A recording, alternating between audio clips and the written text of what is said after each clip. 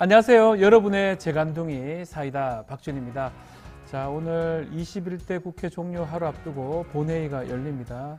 특히 최혜병, 최상병 특검 재표결 결과 주목이 되는데요. 여당은 표단속을 하고 있고 야당, 특히 민주당 같은 경우는 소속원 전원 출석을 좀 요구하고 있는 상황입니다. 이 표결 결과에 따라서 레임덕 얘기도 나오고 있고요. 또 역풍의 얘기도 나오고 있습니다. 좀 주목이 되는 상황이고, 이거 말고도 연금 개혁 부분도 마지막까지 처리가 될 수 있을지 지켜봐야 할 부분 같습니다. 오늘도 재밌고 신나는 소식으로 여러분의 출근길 함께 하도록 하겠습니다. 생방송 중에 댓글 주시면요 소개해드리고요. 바로 박지훈의 뉴스 인사이다 시작하겠습니다.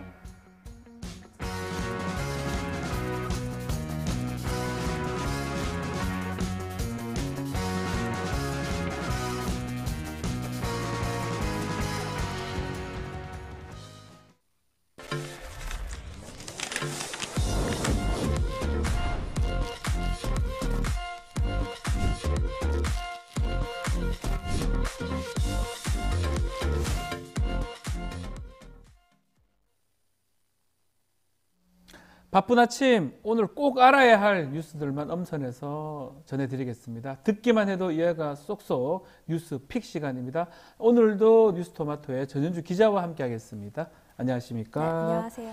네, 우리 전현주 기자님 정말 말씀 또박또박 잘한다 이런 댓글 주셨습니다. 감사합니다. 네, 자 21대 종료 하루 앞두고 있습니다. 오늘 마지막 본회의가 열릴 것 같은데 여야가 끝까지 의사 일정을 합의하지를 못했네요. 네, 어제 김진표 국회의장과 여야 원내대표가 회동해서 21대 국회 마지막 본회의 의사 일정 등을 논의했지만 합의에 이르지 못했습니다. 네. 약 1시간가량 회동했지만 의견을 좁히지 못한 건데요. 민주당은 오늘 본회의를 열어서 윤석열 대통령이 거부권을 행사해서 다시 국회로 돌아온 최상병 특검법을 비롯한 각종 민생 법안을 처리해야 한다는 입장입니다. 하지만 국민의힘은 이 여야가 이견을 보이는 그런 법안들은 좀 22대 국회로 미루고 네. 나머지 민생 법안을 처리하기로 한다는 조건 하에 본회의를 열겠다 이렇게 말을 했는데요. 네. 여야는 오늘 오후 본회의 전까지 추가 회동을 통해서 협상해 나가겠다 이렇게 밝혔습니다. 합의가 이뤄지지 않을 경우에는 민주당 단독 본회의 개의로 진행될 것으로 좀 보입니다. 자, 최상병 특검 반대를 당론으로 정하고 또 표단속 지금 나선 국민의힘인데 문제는 내부에서 또 이 특검법 찬성한다 이런 의사를 밝힌 의원이 나왔어요. 네, 맞습니다. 김웅, 안철수, 유이동, 최재형 의원에 네. 이어서 김근태 의원이 이 최상병 특검법에 찬성표를 던지겠다 이렇게 밝혔는데요. 김근태 의원은 오늘 재표결이 열릴 경우 찬성표를 던지겠다는 입장을 좀 주변에 밝힌 것으로 알려지고 있습니다. 공식적인 한 루트를 통해서 이러이러한 이유로 찬성표 던지겠다 이렇게 공식적으로 발표한 건 아니지만 네. 각종 언론사와의 통화에서 김 의원은 이번 사건은 제 상식선에서는 물론 국민들도 납득하기 어려운 지점이 많다면서 장기적으로 우리 당이 떳떳하려면 정면 돌파하는 게 맞다 이렇게 밝혔습니다. 네. 국민의힘 입장에서는 계속해서 좀 내부 분위기도 다잡고 그렇죠. 단속을 하고 있는데도 계속해서 이탈표가 나오고 있는 상황인데요. 특히 21대 국회를 마지막으로 의원직을 내려놓는 의원들을 중심으로는 또 이탈표가 더 발생할 수 있다는 전망이 나오고 있습니다. 또 당내에서 이렇게 우려가 커지자 특검에 찬성할 거면 너 탈당해라. 탈당해라. 네, 이런 말까지 나오고 있고요. 김태흠 충남지사는 안철수 의원을 향해서 부안해동하는 당신이 야당보다 더 나쁘다면서 헛소리할 거면 당을 떠나라 이렇게 말하기도 했습니다. 자, 이탈표도 계속해서 나오고 있지만 국민의힘은 그럼에도 단일 대우를 내세우는 분위기라고 봐야 될 것 같고요. 민주당도 의원들에게 전원 출석하라 이렇게 강조를 했습니다. 오늘 표결 어떻게 이루어질까요? 네, 본회의에서 재의결에 붙여질 경우에는 투표는 무기명으로 네. 진행이 됩니다. 다만 자리에서 버튼을 누르는 전자투표 방식이 아니라 기표소에 직접 들어가서 투표용지에 가, 부 이렇게 적는 방식으로 진행이 이게 되는데요. 무기명이죠? 예. 네, 맞습니다. 국민의힘은 지난번처럼 표결에 들어갈 때 전원 퇴장을 할 수가 있지만 이 경우에는 전원 미출석으로 처리가 그러니까요. 되는데요. 이렇게 되면 재석 의원이 줄면서 오히려 좀 야권에 유리하게 됩니다. 296명이 모두 본회의에 참석해서 재의결에 참여한다면 3분의 2 이상인 최소 198명이 찬성해야 법안이 통과되는데요. 네. 무기명 투표 방식 때문에 국민의힘은 전원 출석, 전원 투표라는 원칙을 세웠습니다. 당 차원에서는 좀 이렇게 하고 있지만 결국 기표소에 들어가서 결정을 하는 건 의원들의 마음에 달려있기 때문에 또 제각각의 해석과 전망이 나오고 있는 만큼 오늘 끝까지 지켜봐야겠습니다. 그렇습니다. 무기명 투표입니다. 그리고 조금 논란이 있지만 기표소까지 가서 이게 가짜, 부짜를 적어야지 가능하기 때문에 중간에 기권하는 것도 좀 쉽지 않은 그런 상황으로 봐야 될 것 같고, 무기명이기 때문에 또 낙천자들, 이런 낙선자들, 이런 사람들 또 어떻게 좀 할지 지켜봐야 될 것 같습니다. 젤리스님 반가워에 이렇게 항상 글 주셨고요. 채윤님도 오늘 글 주셨고, 배동호님, 전현주 기자님 반갑습니다 라고 글 주셨습니다. 송사비아님도 댓글 주셨습니다. 감사합니다. 자, 이런 가운데 여당에서도 지금 연금 얘기도 좀 나오고 있습니다. 연금 개혁 두고 여야가 좀 팽팽한 그런 상황인데, 이것도 21대 국회 마지막 쟁점으로 떠올랐는데요. 어떤 내용이죠? 네, 21대 국회에서 무산될 가능성이 컸던 연금 개혁도 좀 막판에 쟁점으로 다시 떠올랐는데요. 정부와 여야 간 입장 차이가 계속되면서 처리 가능성은 좀 적어졌다는 전망도 나오고 있지만 연금 개혁 시기와 방식을 놓고는 계속해서 팽팽하게 맞서고 있는 모습입니다. 이 국민의힘은 연금 개혁을 22대 국회로 넘겨서 구조 개혁과 함께 모수 개혁을 처리하자 이런 입장인데요. 여기서 말하는 구조 개혁은 기초 연금과의 연계 통합, 자동 안정화 장치 등 구조적인 문제를 말을 하고, 모수 개혁은 보험료율 및 소득 대체율을 조정하는 걸 말합니다. 보험료율을 13%로 소득 대체율을 44%로 각각 올리는 모수 개혁만 먼저 할 경우 구조 개혁의 동력이 떨어진다는 게 이제 국민의힘 주장이고요. 네. 이에 민주당은 상당한 의견 접근을 이룬 모수 개혁 먼저라도 21대 국회에서 처리하자 이렇게 맞서고 있습니다. 특히 이재명 대표는 29일에라도 연금 개혁 처리만을 위한 본회의를 개최해도 무방하다면서 절대 골든타임을 놓치지 말아야 한다 이렇게 강조하고 있습니다. 자, 뭐 민주당 같은 경우는 지금 보험료율하고 소득 대체율, 이걸 모수 개혁이라고 좀 표현할 수 있을 것 같은데, 이거 어느 정도 합의 왔으니까 이거라도 통과시키고 구조 개혁은 다음에 하자 이렇게 얘기를 하고 있는데, 국민의힘은 다 같이 해야 된다라고 일하는 그런 상황입니다. 네. 자, 그렇지만 여당, 국민의힘 의원들 중에서도 이번 국회에서 연금개혁 어느 정도 처리를 해야 된다 주장도 있고요. 보수 언론도 이례적으로 국민의힘하고는 좀 반대의 목소리를 내고 있습니다. 네, 맞습니다. 일부 국민의힘 의원들 사이에서도 네. 모수 개혁이라도 먼저 처리하자라는 목소리가 나오고 있는데요. 나경원 당선자는 첫 단추라도 끼워야 되는 거 아닌가 이렇게 말했습니다. 당초 당선자는 연금 개혁안을 좀 반대를 했다가 이번에 입장을 바꾼 케이스인데요. 네. 이재명 대표가 여당의 소득 대체율 44% 안을 수용하겠다면서 모수 개혁부터 이렇게 제안을 하자 이를 받아들인 겁니다. 윤상현 의원도 다음 국회 첫 번째 본회의 때 연금개혁 특위를 구성하고 모수 개혁안을 가장 먼저 통과시키자 이렇게 말을 했습니다. 보수 언론들도 좀 살펴보면요. 동아일보 사설도 야당 21대 국회 연금개혁 무산 뒷감당할 자신 있나 이런 제목으로 사설을 게재를 했는데요. 네. 연금개혁에 반대하고 있는 정부 여당의 주장에 대해서 궁색해 보인다 이렇게 평가를 내리기도 했습니다. 또 조선일보의 사설도 굉장히 비판적이었는데 네. 야당 연금개혁 납득 못할 태도, 그간 개혁 주장 거짓이었나라는 제목의 사설에서 그동안 연금개혁 주장은 어차피 되지 않을 일이라고 보고 소신 발언을 해봤는데 막상 일이 될 듯하자 인기를 잃어서 핑계를 찾는 건가라면서 좀 되게 강도 높은 비판을 이어왔습니다. 자, 이제 뭐 내일이면 21대 국회 끝이 납니다. 항상 국회 막 내릴 때쯤이면 칭찬보다는 아쉬움에 대한 평가가 더 많은 것 같은데, 이번 21대 국회 평가 마찬가지입니까? 어떤 게 더 많이 나옵니까? 네, 맞습니다. 네. 21대 국회에 대해서는 임기 종료 직전까지 좀 정쟁에 매몰돼서 처리해야 할 법안을 처리하지 못했다. 이런 평이 가장 많은데요. 여야가 지난 4년간 처리하겠다고 약속한 법안이 좀 수백 개에 달하지만 오늘 예상되는 본회의에서 마저 이 법안 처리가 좀 불투명한 상황입니다. 네. 21대 국회에서 발의된 법안은 총 26,830개인데요. 이 중 미처리 법안은 16,730 33건으로 법안 처리율이 37.6%에 그쳤습니다. 맞네요. 이는 역대 최저 법안 처리율로 좀 예. 최악의 국회라는 오명을 좀 피하기 어렵게 됐는데요. 원자력 발전 전면 중단 사태를 막을 고준위법의 경우 처리되지 못했고 반도체 투자에 대한 세액공제율을 늘리는 K칩스법, 또 AI 산업진흥과 규제 내용이 담긴 AI 기본법 등 국가의 미래 경쟁력 확보에도 영향을 줄 수 있는 이런 큰 법안들도 처리되지 못하고 폐기될 전망입니다. 자, 오늘 뭐 많은 분들 좀 오셨는데 송사비아님 예전에 제가 다른 방송할 때 그때부터 이제 계속 나왔던 분인데 이번에 이제서 찾아서 오셨네요. 네, 반갑고요. 정사비아님입니다. 젤리스님하고 이프로님 항상 그 예전 방송에서 계속 오셨던 분인데 또 인사들 나누고 있고요. 왕자어린님, 또 채윤님, 경상도 친구님, 네, 오직 님, 또 행복님 댓글 주셨습니다. 감사드립니다. 네, 자주 오십시오. 이 시간에 토마토 뉴스 인사이더입니다. 자, 한중일 정상회의 얘기도 좀 해보겠습니다. 한반도 비핵화 목표가 공동서문에 실릴 수 있을지 관심이 모아졌는데 이 부분 결국 담기지는 못했습니다. 각국 입장도 한번 얘기 좀 해주십시오. 네, 한중일 3국 정상은 공동선언문에 영내 평화와 안정, 한반도 비핵화, 납치자 문제에 대한 입장을 각각 재강조했다 이렇게만 적었습니다. 네. 통일된 한 목소리가 아니라 이 중국과 일본 그리고 한국 이렇게 모두 제각각의 입장만을 좀 강조했다 이런 뜻으로 풀이가 되고 있는데요. 정상들이 만난 자리에서 냈던 각각의 메시지를 그냥 그대로 선언문에 적은 겁니다. 3국의 입장 영상으로 같이 보고 오겠습니다.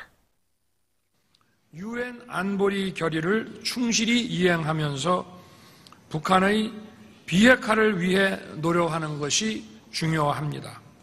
北朝鮮の非核化と朝鮮半島の安定が日中韓3カ国の共通利益である点を改めて確認しました。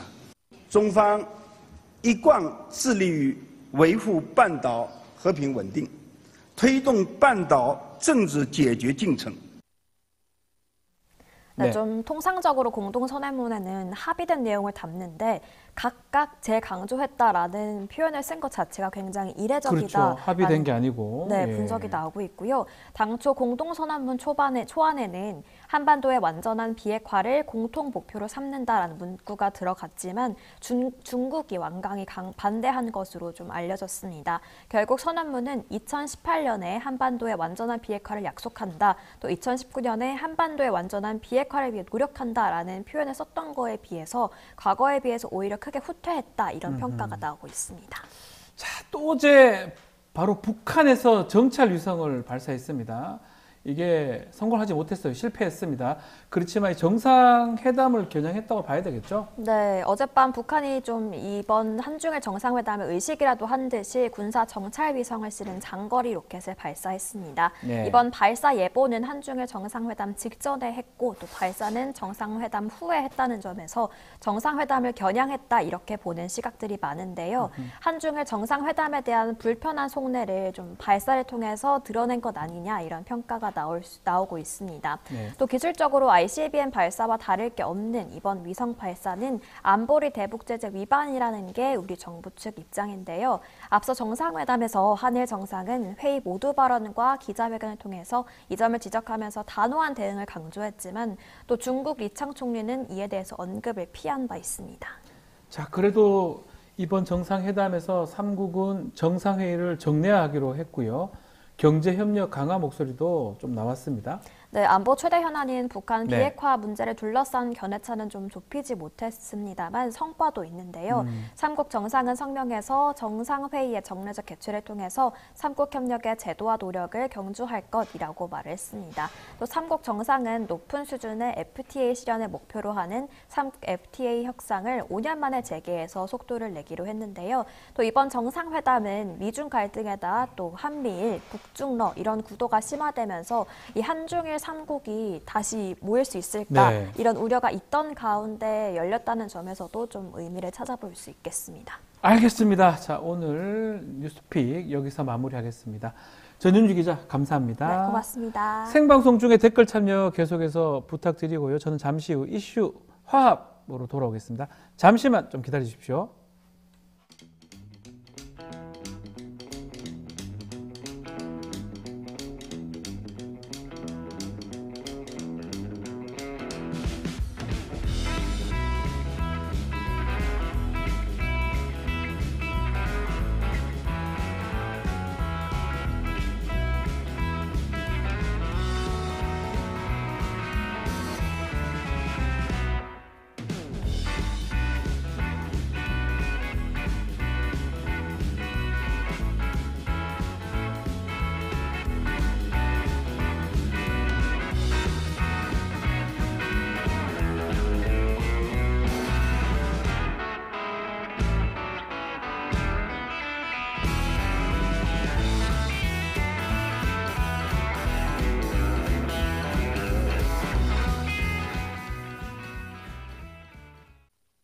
매일 10시 1시간만 투자하면 내 계좌도 10배거.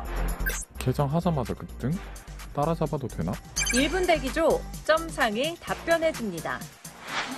바쁜데 특징 중? 언제 공부해? 1시간만 투자하세요. 점상이 정리해줍니다. 단기로 치고 빠질 종목 없나? 매일 오전 10시 점상이 골라줍니다. 매일 오전 10시엔 점상을 잡아라. 유튜브에서 점상 시크릿을 검색하세요. 한 주간의 뜨거웠던 이슈를 좀 짚어보는 이슈 화합 시간입니다. 오늘도 김철근 개혁신당 사무총장, 박진영 민주연구원 부원장 두 분 나오셨습니다. 안녕하십니까? 네, 안녕하세요. 안녕하십니까? 네. 자, 요즘 좀 유튜브나 이렇게 조회수가 좀 줄고 있지 않습니까? 네, 지금 뭐 총선이 끝났기 끝나고. 때문에 국민들의 관심사가 조금 떨어지죠. 저희 뉴스인사이다도 좀 많이 조금 줄어들긴 했는데 또 다시 또 불고 있는데 이례적으로 이 박진영 우리 원장님 유튜브 하고 계시는데 많이 네. 늘고 있다면서요? 아무래도 이제 당내 문제, 네. 국회의장 선출의 문제, 그다음에 당원 주권 문제 이런 것들이 민주당 지지층 내에서 이슈가 되니까 아하. 그런 업무를 담당했던 사람이 누구냐 한번 찾아보자. 뭐 그런 취지에서 좀 그나마 좀 호황을 누린 것 같습니다. 네. 요새 친명화됐구만. 친명화됐어. 친명화? 이재명 진명화. 우리 김철근 총장님, 사무총장님 어떻습니까? 저도 한 2,000명 정도 늘었어요. 늘었습니까? 괜찮네요. 예, 그래도 뭐 저는 좀 속도가 좀 더디긴 한데 네. 역시 유튜브는 한쪽에 서야 된다.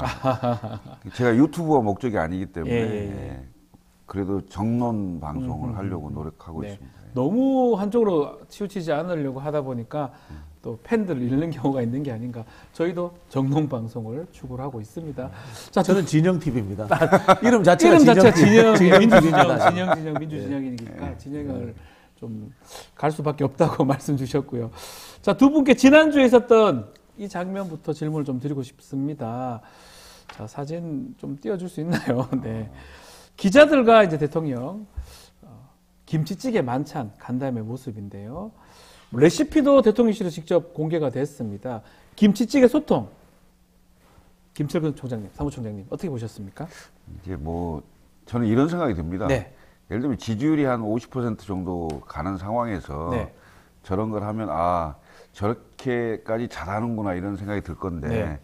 지지율이 한 20% 초반대에 또는 30% 이 정도 상황에서 기자분들에게 저렇게까지 뭐 이런 생각이 좀 들어요. 저렇게까지? 예. 왜 저래? 저렇게까지? 그것도 2년 만에 좀 오히려 좀 보기 안 좋아 보여요. 그러니까 물론 저렇게 하는 것 자체에 대해서는 뭐 크게 나빠하지는 않습니다만은 네.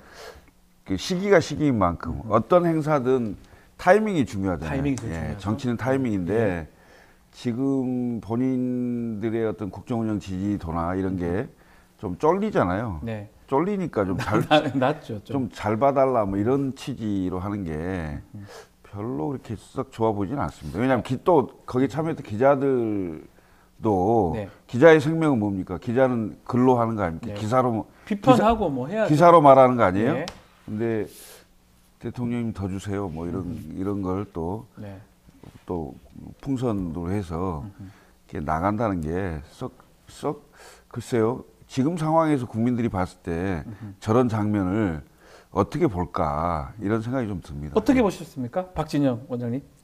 김치찌개가 목구멍으로 넘어갑니까? 아. 북한의 모시가 했던 발언이죠. 딱 그 생각이 납니다. 정치에서 이른바 그림 내기용 네. 이 어떻게 작동하는가 기본도 모르는 겁니다. 아하. 김치찌개를 먹는 이유는 정치 이야기를 하기 위해서입니다. 그렇죠. 국정 운영을 어떻게 할 건지에 정말 대해서 김치찌개 먹기 위해서 만나는 건 아니죠? 그러면 사인이죠. 공사 구별이 안 되는 사람들입니다. 김치찌개 먹으면 되죠, 딴 데 가서. 저는 뭐 윤석열 대통령 원래 이런 사람이니까 할 네. 말은 없습니다만 네. 거기 앉아가지고 김치찌개 그 한 숟가락 더 얻어먹으려고 하고 있는 기자들도 한심하다는 생각이 듭니다. 기자들은 현안 관련 질문을 해야죠. 김치찌개가 아니라 뭐 무슨 찌개를 먹더라도 그것도 안 하고 있는데 저는 출입 기자들도 한심하다 그런 생각이 들고요. 윤석열 대통령이야 뭐 김건희 여사가 빈곤 포르노 사진 예. 뭐 거기에서 보여줬던 것들처럼 정치를 이해하는 수준이 적당히 그림 한 장 내면은 국민들이 박수 쳐주고 감동받을 것이다 라고 이해하는 수준 아니겠습니까? 정치를 우습게 보고 출발했으니까 네. 국정도 이 모양이고 나라가 파탄난 지경인데 다시는 이런 행동을 하는 대통령과 이런 행동하는 대통령을 한마디도 제대로 비판하지 못하는 기자들이 없었으면 좋겠다 그런 생각이 듭니다. 그 자리 가서 우리 사무총장님 기자들이 좀 질문도 좀 하고 좀 한 소리도 했었어야 된다 이렇게 박진영 평론가는 말씀 주시거든요. 어떻게 보십니까? 그러니까 저도 기자분들 많이 보거든요. 많이 네. 만나고. 그렇죠. 그러니까 저희들도 예를 들면 기자분들 만나서 설득하고 설명할 얘기도 있고 그렇죠. 또 기자분들도 정말 날카롭게 질문을 하거든요. 왜 이런 일이? 네. 왜 그걸 어떻게 앞으로는 어떻게 이렇게 얘기를 하는데 과연 그렇게까지 소통할 수 있었을까? 그러니까 국민들이 봤을 때는 왜 저러지? 저건 뭐지? 이렇게 의심을 가질 수 있는 네. 그런 모습이어서 썩 좋아 보진 않았다 이렇게 생각이 됩니다. 그러니까 저는 항상 그 윤석열 대통령이 왜 대통령을 하려고 했고 대통령을 하면서 뭘 하고 싶은 건지 네. 어떤 걸 계획하고 있는지 그걸 잘 모르겠어요. 그래서 이제 심지어는 철학이 없다 뭐 이런 얘기까지 다 하는데 네. 대통령 자리가 목적인지 사실은 대통령 자리라는 게 수단이잖아요. 그렇죠. 어떤 네. 다른 목적이나 다 이상을 위해서 그 그렇죠. 자리에 가는 거잖아요. 어떤 걸 이루기 위한 위해서, 예. 수단으로 활용해야 될 건데 그 자체가 목적인 게 아닌가 이런 생각이 자꾸 들어서 너무 아쉽습니다. 이것도 마찬가지로 찌개는 집에서 먹으면 되잖아요. 찌개가 목적이 아니라 그 자리에 언론인들, 기자들 만나서 어떤 대화를 좀 하냐. 이게 목적이라고 두 분은 짚어주셨는데 뭔가 목적과 수단이 바뀐 게 아니냐 이렇게 말씀을 주시는 것 같습니다. 하나 더 좀 짚어볼게요.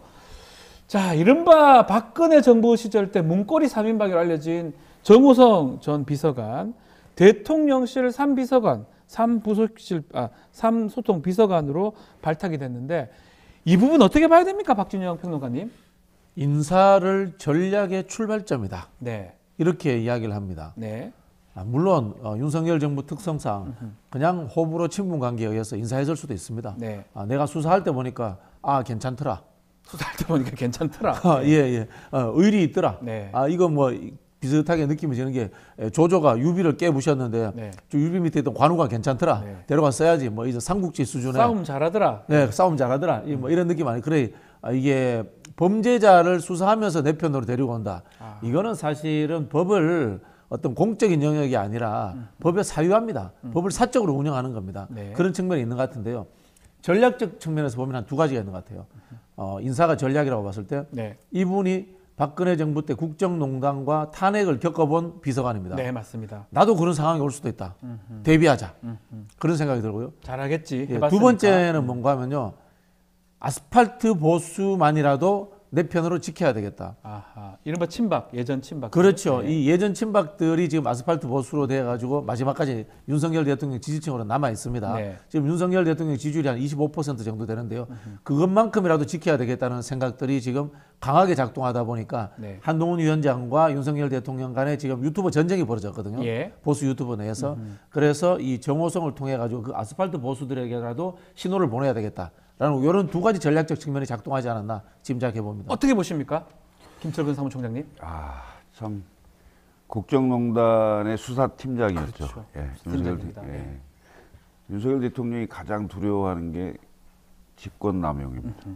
그 직권남용이 뭔지를 알 겁니다. 본인이 수사했던 거예요. 그렇습니다. 예. 예. 그래서 그것을 경험한 부속실장이었잖아요. 네. 정호성 비서관이. 부속 비서관이었죠. 예. 예. 그 부속 비서관을 다시 채용을 한다. 그거 나는 박준영 원장이 지금 얘기했던 거에 좀 비슷한 생각을 갖고 예. 있습니다. 왜냐하면 혹시 나도 그러면 이런 걸 좀 비껴갈 당해봤기 때문에 예. 방법 또 그렇게 하지 않을 방법 이런 것들도 좀 생각하지 않았을까. 굳이 전 정권에서 국정농단에 관련된 핵심 피의자였는데 네. 그 사람을 다시 후속 정권에서 쓴다? 그것도 자기가 수사를 했는데 국민들이 어떻게 보겠어요?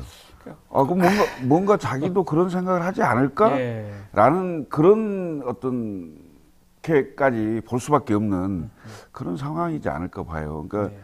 정호성 비서관이 물론 박근혜 전 대통령을 굉장히 오랫동안 모셨잖아요. 네. 한 15년? 맞습니다. 이렇게 처음 국회의원 될 때부터 모셨던 사람인데 다른 사람을 택하지 않았단 말이에요. 한 번도. 그런데 윤석열 대통령이 발탁을 했다.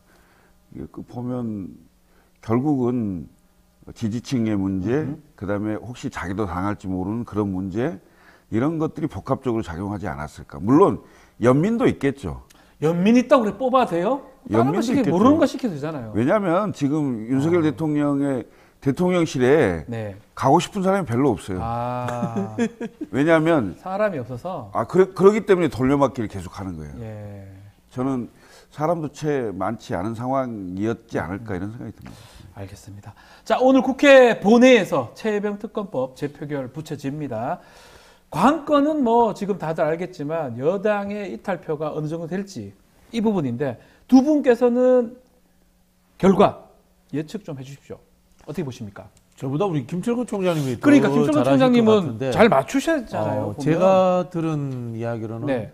8표에서 9표 정도 8, 예상을 9표. 하더라고요. 이탈표. 지금 5표 정도가 예. 공개적으로 선을 하셨고 예. 나머지 이제 영남권의 비윤 의원들 중에 좀 나오지 않겠는가라는 이야기를 원내 의원들한테 들었습니다. 저도. 다시 말씀드리면 295석입니다. 전원 출석 가정했을 때 17표 정도 국민의힘에서 이탈해야 되는데 8에서 9표 정도 이탈할 가능성이 있을 것이다. 이렇게 짚어주셨고요. 김철근 총장님. 국민의힘이 이제 전략을 이렇게 쓴다는 거예요. 네. 그 본회의는 참석하되 예. 투표를 하지 않고 전부 전원 착석한다. 착석만 하는데 기표소 가야 되는 거 아니에요? 안 간다는 안 가도 됩니까? 네. 그래서 무효표 처리할 가능성이 높아지는데 네. 이런 거죠. 그러니까 그러면 일어서면 기표하러 가는 거잖아요. 그러니까요. 네? 그것도 웃기지 않습니까? 일어서면 기표하러 가는 이런 상황이 예. 돼서 그 기표하러 가면 찬성표를 던질 것이다 이렇게 예측을 할 거 아니에요? 네. 그럼 두드러지잖아요. 그렇게 해서 누가 투표를 하러 가는지 이를 사실상 기명 투표하듯이 네. 보겠다 이런 취지이기 때문에 그런 부담을 주겠다 이런 거고요. 그래서 제가 보기에는 모수 줄이기 아예 참석을 안 하는 거죠. 네. 그래서 전원이 참석한다. 예. 꼭 그렇게 볼 수는 없다. 참석을 안 할 수 있어요.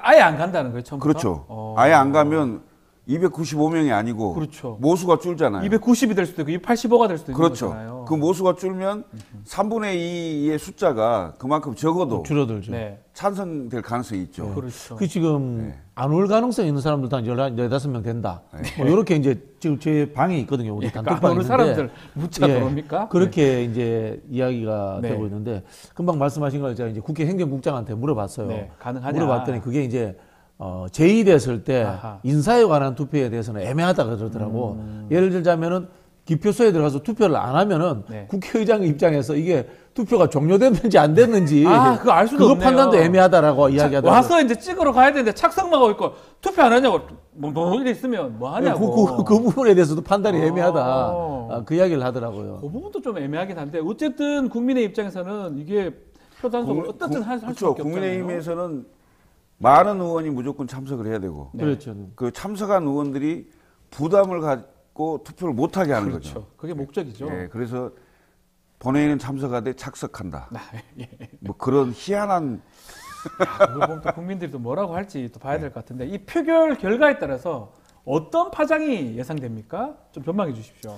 일단 뭐 저희가 찬성으로 통과돼 버리면 통과되면 이제 데드덕입니다. 데드덕. 레임덕도 아니고 데드덕. 레임덕도 아니고 데드덕입니다. 데드덕이 일어난다는 것은 국힘의 이 분열 가속화가 더 심해질 겁니다. 더 심해질 거라는 부분이고요. 그 다음에 통과되더라도 여기에 대해서 이제 국민적인 저항이 또 일어나겠죠. 통과가 안 되더라도? 네, 통과가 안 되더라도 참 국민적인 저항이 일어나겠죠. 이 부분에 대해서는 민주당과 야당이 또 어떻게 하느냐에 따라서 그 폭이, 증폭의 정도가 정해질 수 있다. 이런 생각이 들고 저는 거기에 중요한 것은 여론조사라고 봅니다. 여론조사요? 이 결과가 나온 이후에 진행되는 여론조사에서 국정 지지도가 10%대로 뚝 떨어진다면 탄핵 열차를 타게 되는 겁니다. 탄핵 열차. 강하게 말씀하셨어요. 가결되든 부결되든 그 이후에 있을 여론조사가 더 눈에 띌 것이다. 이렇게 짚어주셨습니다.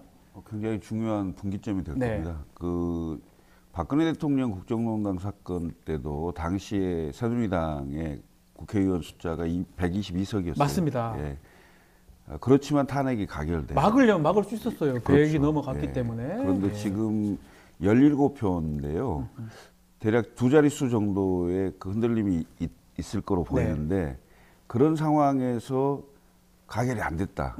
그러면 국민들이 엄청난 분노를 할 거고요. 더군다나 이제 그 22대 국회가 바로 시작되잖아요. 네. 그럼 그 탄력을 받을 수밖에 없고, 그럼 결국 야권 192명이 연서명해서 다시 특검법을 낼 수밖에 없고, 그러면 10명 이내잖아요. 그렇죠. 그건 무너질 수밖에 없고, 결국 22대 국회에서는 가결될 수밖에 없는 상황이 될 겁니다.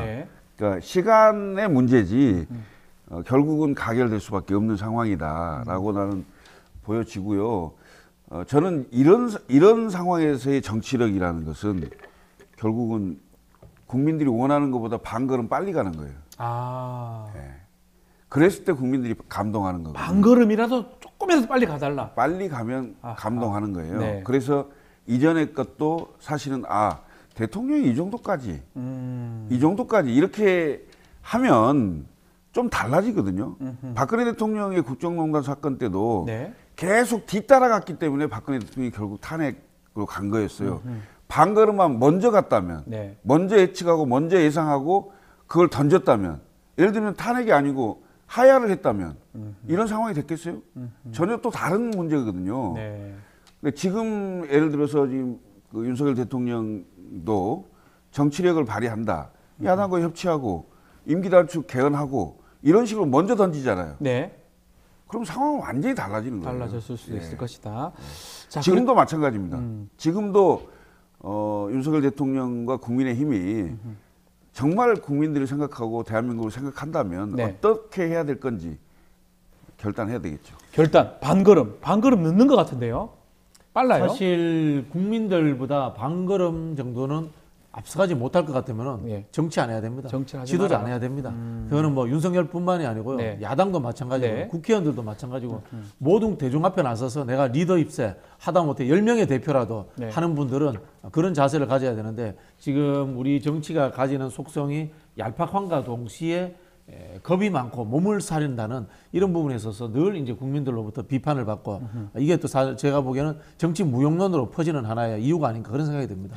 자, 그리고 지금 현재 최상병 사건, 이 사망 사건 축소 의혹의 주요 쟁점으로 떠오르는 게 VIP 경로설이에요. 이 경로설 관련해서 최근에 뭐 국민의힘의 의원들이죠. 성일정 의원 같은 경우는 대통령 좀 경로하면 안 되냐? 경로한 게 뭐 죄가 되느냐? 이렇게 얘기를 해요. 이거 어떻게 봐야 됩니까? 경로한 게 죄가 되냐? 아니 그 말은 맞죠. 경로한 게 죄는 아니죠. 경로는 괜찮은데 그 경로가 경로를 뭐에 대해서 경로했냐? 그게 문제 아닐까요? 예? 뭐에 대해서 경로했냐? 그러니까요. 경로한 이후에 어떤 일이 일어났느냐 이거잖아요. 작전에 투입을 했으면 예를 들면 그래도 결국은 그 해병들이 갔을 때 안전장치를 다 하고 작전에 투입돼야 되는 거 아닙니까? 그렇죠. 그걸 안 했을 때 경로하는 게 대통령이 맞죠. 그런데 왜 제일 그 사령관 일사단장을 이른바 피의자에 넣느냐라고 경로하면 국민이 이해하겠어요? 그 경로의 방향이 문제인 거죠. 경로의 방향, 경로의 내용. 그거죠. 화내는 건 괜찮은데 뭘 화내느냐 이게 문제네요. 그렇죠. 제가 보기에는 대통령실에 민정수석실에서 뭐 법조인들 많으니까 이런 거 네. 검토하지 않았겠어요? 예. 거기에서 가이드라인 만든 것 같아요. 경로와 내용을 분리해라. 아. 그래서 경로 프레임으로 가라. 경로를 했느냐 안 했느냐. 예. 경로한 게 뭐가 처음에는 경로도 안 했다고 했잖아요. 네. 그러다가 이제 경로로 갔는데 경로는 법적으로 문제가 없어요. 말씀하신 것처럼 문제는 이 경로한 내용이 무엇이냐 이런 부분인데 이렇게 저는 물타기를 해서 수사에 대비하려고 하는 자세가 아닌가 그런 생각이 듭니다. 국민의힘 의원이 자꾸 이렇게 얘기를 하니까 더불어민주당은 그냥 자백하는 거 아니냐 자꾸 경로했다고 얘기를 하는. 왜냐하면요 처음에는 이 녹취가 나오기 전까지는 네. 경로한 적도 없다. 처음에 그렇게 얘기했죠. 라고 이야기를 했거든요. 그다음에 경로 내용도 또 바뀌어요. 기자회견 때 윤석열 대통령은 왜 해병대원이 그런데 힘들게 위험한 곳에 들어가게 했느냐라고 이야기를 했습니다. 네, 다른 얘기. 근데 실제로 경로 내용에 나온 이야기들을 또 보면은 뭔가 하면은 법률적인 문제를 지적했다라고 네. 이렇게 이야기하거든요. 가까이 가고 있어요, 사실은. 자, 그렇습니까? 법률적인 문제를 지적했다는 것 자체가 대통령이 가이드라인을 제시한 것일 수도 있고요. 네. 직권 남용의 하나의 출발점이 될 수도 있다. 저는 그렇게 봅니다. 근데 실제로 그 기자회견 때 국방부 장관에게 질책했다라고 얘기를 했잖아요. 그 얘기했어요. 예. 그럼 결국은 수사 범위에 들어가는 내용을 얘기한 겁니다. 네. 대통령 본인 스스로가 국방부 장관한테 얘기를 했다는 거 아니에요. 네. 그 얘기한 내용에 대해서는 대통령 말이 맞는지 듣는 국방부 장관 얘기를 뭘 들었는지 이건 수사 내용이 수사 당사자가 되는 거예요. 예? 어떻게 결론 나냐에 따라서 결국 직권남용 문제가 생길 수 있는 바로 중대한 사안을 본인 스스로 일단 얘기를 했다. 네. 그래서 특검의 수사 대상에 포함되는 자백의 내용이 들어있었다 이렇게 보여지는 거죠, 사실. 자, 그리고 이 지금 최혜병 특검법 관련해서 잠잠할 때 되면 한 번씩 등장하는 우리 홍준표 대구시장. 만약에 여당이 대통령 보호하지 못하면 중대한 결심을 할 수밖에 없을 것이다. 이 글을 SNS에 올렸습니다. 어떻게 해석해야 됩니까? 중대한 결심, 중대한 결단. 홍준표 시장은 요즘 네. 친윤인 척 하지만은 거의 극윤인 것 같아요. 극윤. 아, 극윤. 뭐 극혐오윤. 극혐오입니까? 이 이야기 윤석열 대통령 죽으라는 이야기잖아요. 예? 탈당하라 뭐 탈당하면은 국민의힘이 보호해 줍니까? 거부권, 특검, 예. 탄핵, 개헌 모든 부분에서 윤석열 대통령 아웃되는 거죠. 저는 홍준표 시장의 머릿속에 개헌으로 윤석열 조기 아웃시켜버리자. 이 프로그램이 하나 들어있는 것 같아요. 아, 머릿속에. 네, 그래서 윤석열 대통령을 위하는 척 하면서 한동훈 위원장을 비판하는데 이 이야기지 않습니까? 성공한 쿠데타는 심판할 수 없고 향후에 쿠데타할 가능성이 있는 한동훈은 처리하자. 그 이야기는 뭡니까? 정권이 바뀌고 힘 관계가 바뀌면은 성공한 쿠데타도 처벌해버리는 거예요. 네. 예를 들자면 그런 거 아니겠습니까? 네. 역사라는 게. 그래서 홍준표 시장은 길게 보고 윤석열 정치권에서 아웃시키자. 강하게 좀 그렇게 보십니까? 홍준표 시장의 머리에는 대권밖에 없을 거예요. 대권밖에 없다. 네. 예. 그러니까 홍준표 시장이 대구시장을 왜 갔을까요? 대구가 좋아서. 사실은 출생은 경남인데 네. 초중고를 다 대구에서 나왔습니다. 고등학교 선배예요. 중고를 나왔습니다. 제가 알기로는 초는 아니고. 초중고를 나왔다고 그래요. 그래서 예. 보통의 많은 사람들은 그 초중고를 나오면 네. 그 지역 출신으로 알잖아요. 그렇죠. 예. 근데 홍준표 시장을 대구 출신으로 인정을 안 해요. 창녕 사람이에요. 대부분 다 경남지사도 하고 했기 때문에 이른바 보수 세력의 본진에 가서 본인이 그 인정을 받겠다고 생각을 하고 그렇죠. 대구시장을 간 겁니다. 그래서 대권을 품고 계속 그 생각을 하는 거예요.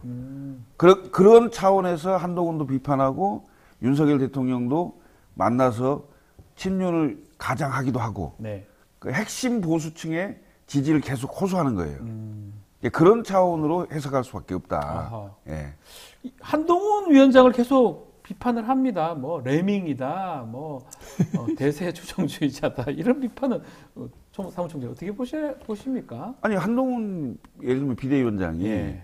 윤석열 대통령이 제가 봤을 때 윤석열 대통령의 아바타인데 네. 그 윤석열 대통령이 쳐놓은 울타리를 한 걸음도 못 나갈 건데 제가 봤을 때 대한민국 국민이 제대로 된 사람들이라면 네. 앞으로 검사 출신은 한동안 대통령 하기 힘들 겁니다. 네. 그래서 한동훈 비대위원장을 제가 봤을 때 이렇게 심하게 견제할 이유가 없어요. 그럼에도 불구하고 홍 시장이 자꾸 이렇게 하는 이유는 뭐냐면 핵심 지지층, 그러니까 극렬 핵심 지지층의 지지를 본인이 가져가겠다. 이라는 생각을 갖고 있는 거예요. 본인이 갖고 싶다. 그거를. 홍 시장이 갖고 싶다. 내가 TK 본류다. 내가 진정한 보수주의자다. 이렇게 생각을 하고 격가지들을 쳐내는 그런 느낌을 자꾸 받는 거고요. 혹시 모르는, 그러니까 뭐냐면 반윤의 젊은 세대, 이른바 나이 차이가 좀 있잖아요. 그렇죠. 한동훈과 72년생이고 홍 시장은 이제 50년대생이기 때문에. 한동훈 73년생이 그럴 겁니다. 그 나이 차이 때문에 조금의 긴장감은 있을 수 있다. 그 나경원 전 의원, 나경원 당선인도 그런 얘기했습니다. 자기가 한동훈 위원장이라면 당권 도전 출마하지 않을 거다 이렇게 얘기했는데 이건 어떻게 해석해야 됩니까? 내가 해야 되니까 너 나오지 마. 그 이야기죠. 내 할게. 너 나오지 마라. 그렇죠. 단순하게 또 해석을 하시네요. 내가 하고 싶다 이렇게 알겠습니다. 나경원은 별명이 뭔지 아세요? 뭡니까? 나 출마. 나 출마. 모든 선거에 출마하고 싶어 하시잖아요. 알겠습니다. 민주당 이야기도 잠시 좀 짚어보겠습니다. 고민정 최고위원이 종부세 관련해서 총체적인 재설계가 필요하다. 이렇게 폐지 필요성을 얘기를 했었는데요. 또 여기에 대한 여러 비판의 목소리 나오니까 이게 건강한 토론이 좀 기대한다. 해달라. 혐오가 아닌 걸 해달라라고 하는데 이 논란 어떻게 보십니까? 제일 잘 하실 것 같아서. 예, 고민정 최고위원은 이제 정치 그만하셔야 될 것 같아요. 오늘 강하게 다 말씀하시네요. 너무 이 극단적인 미움을 받고 있다. 이런 느낌이 드는데 고민정 최고위원 이야기하면 콩으로 매주를 쏜다고 해도 민주당 지지자들이 안 믿는 것 같아요. 보니까 이렇게 참 아프도록 미움을 받아야 되는데 정치 뭐로 하시는지 이런 생각도 드는데 여기에는 지금 좌우익 기회주의가 작동하고 있습니다. 기회주의요? 예, 고민정 최고위원의 스탠스는 우익 기회주의입니다. 이게 종부세가 나온 전사라든가 역사를 잘 모르는 거죠. 역사를 모르고 그 법의 의미를 잘 모르고 당장 중도층들의 표가 필요하다. 그런 생각을 하니까 폐지하면 어때? 이렇게 이야기를 하는 건데요. 이 종부세가 왜 나왔냐면요. 뭐 당연히 이제 부동산 문제 억제시키기 위해서 나온 측면도 있지만 국세와 지방세 문제도 있어요.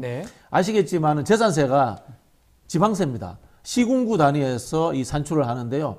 강남 3구 같은 경우에는 이 재산세 부분에 있어서 부동산세를 안 높이는 거야, 세율을. 그 정부가 어떻게 할 수가 없는 거예요. 그러니까 국세인 종부세를 만들어 버린 거거든요. 이런 부분들 잘 모르는 거예요. 결국은 이게 뭐냐면은 부동산 억제책도 있지만은 세금의 균등성 문제도 존재하는 거고, 그 다음에 이 서울 내에서 또는 우리 대한민국 내에서의 균형 발전 논리도 같이 작동하는 거예요. 굉장히 종합적인 겁니다.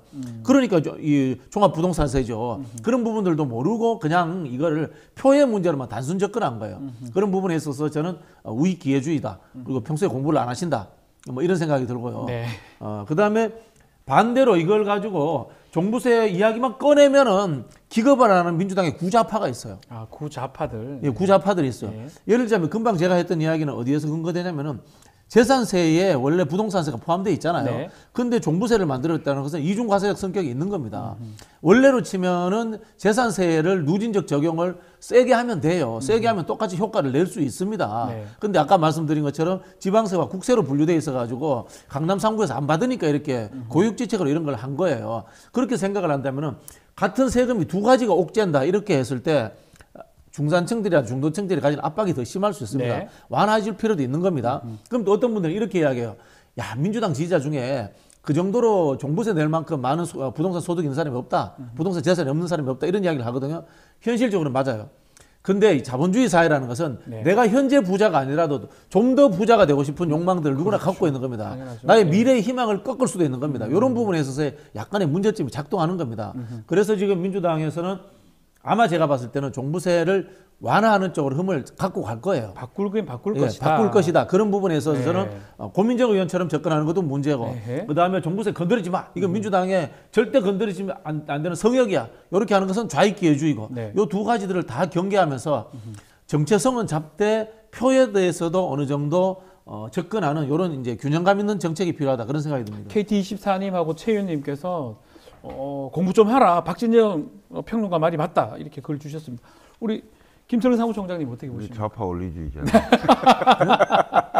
저는 좌파가 아닙니다. 자, 예를 들면 네. 그 선거를 앞두고 특히 이제 대선을 앞두는 네. 이런 상황에서 고민정 의원 같은 주장을 하는 그 민주당 의원들이 있다는 게 보수 세력으로서는 굉장히 아픈 거죠.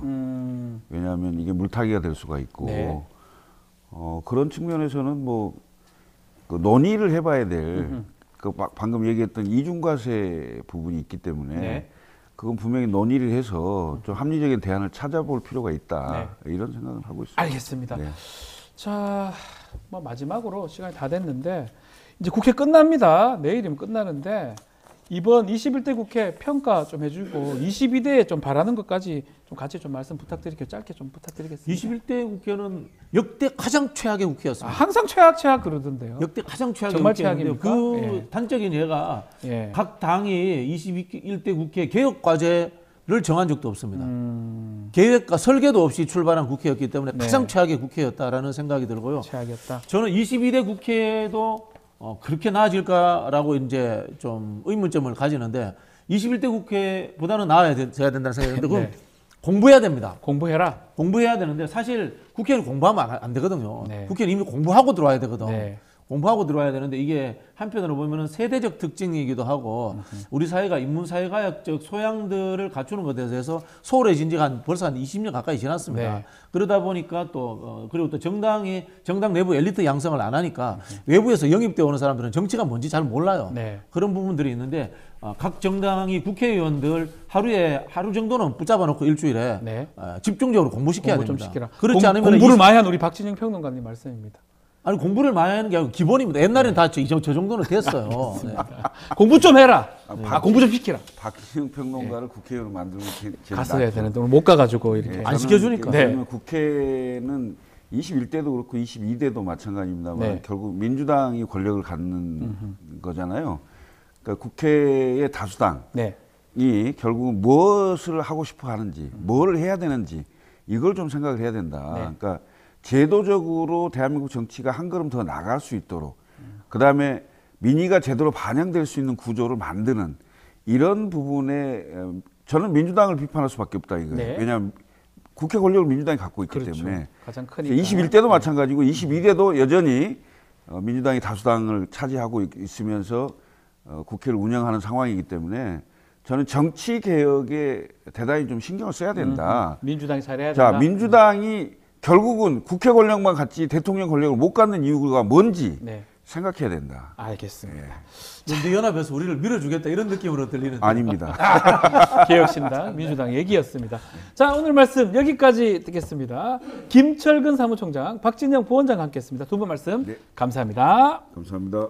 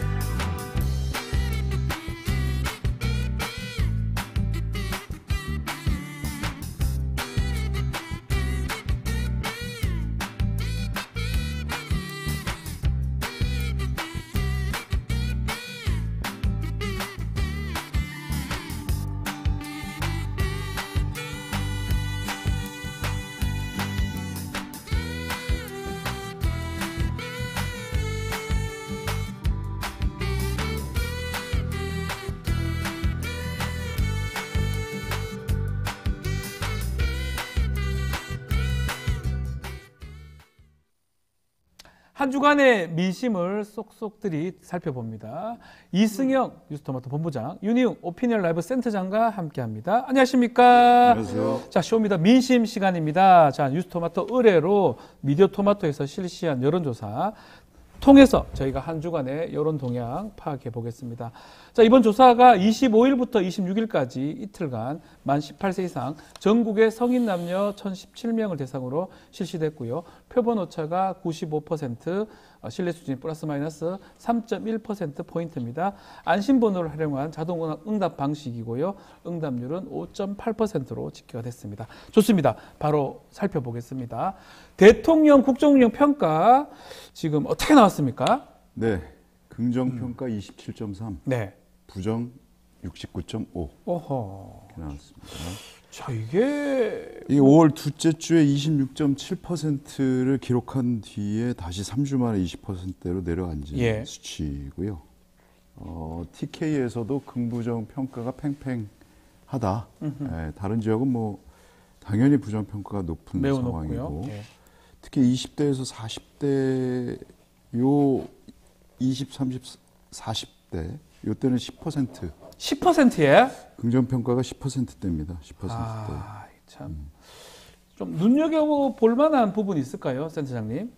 전반적으로 지금 이 정도면은 국정 동력을 확보하기가 상당히 좀 쉽지 않은 그런 상황이고, 지난주 말씀드렸습니다만 가장 큰 문제는 이제 낮은 것도 문제인데 이제 반응도 자체. 그러니까 국민들이 대통령의 메시지와 행보를 보고 그것에 대해서 잘한다 못한다라고 하는 판단이 들어가고 거기에 대해서 이 부분은 잘한 거지 뭐라고 하는 반응도 이것이 이제 있어야지 사실은 대통령에 대한 시각, 평가, 또 귀 기울임 뭐 이런 것들이 있는 것인데 그거 자체가 없는 상황이다 보니까 지금 뭐 백약이 무효한 그런 상황이라고 할 수 있겠고 만약에 뭐 지금 한중일 정상회담도 하고 뭐 했는데 이것이 이제 뭐 이런 것도 사실은 원래는 영향을 확실히 줘야 되거든요. 아직 조금이라도 반등해야 되는데. 이제 뭐 이후에 나오는 조사를 보긴 해야 되겠습니다만은 왜냐하면 그것 같은 경우에는 지도자 효과라고 할 수가 있어요. 그러니까 외국 정상들을 만나게 되면 저 이제 대통령이 나라를 위해서 일한다고 하는구나라고 하는 인식을 쉽게 할 수 있는 게 바로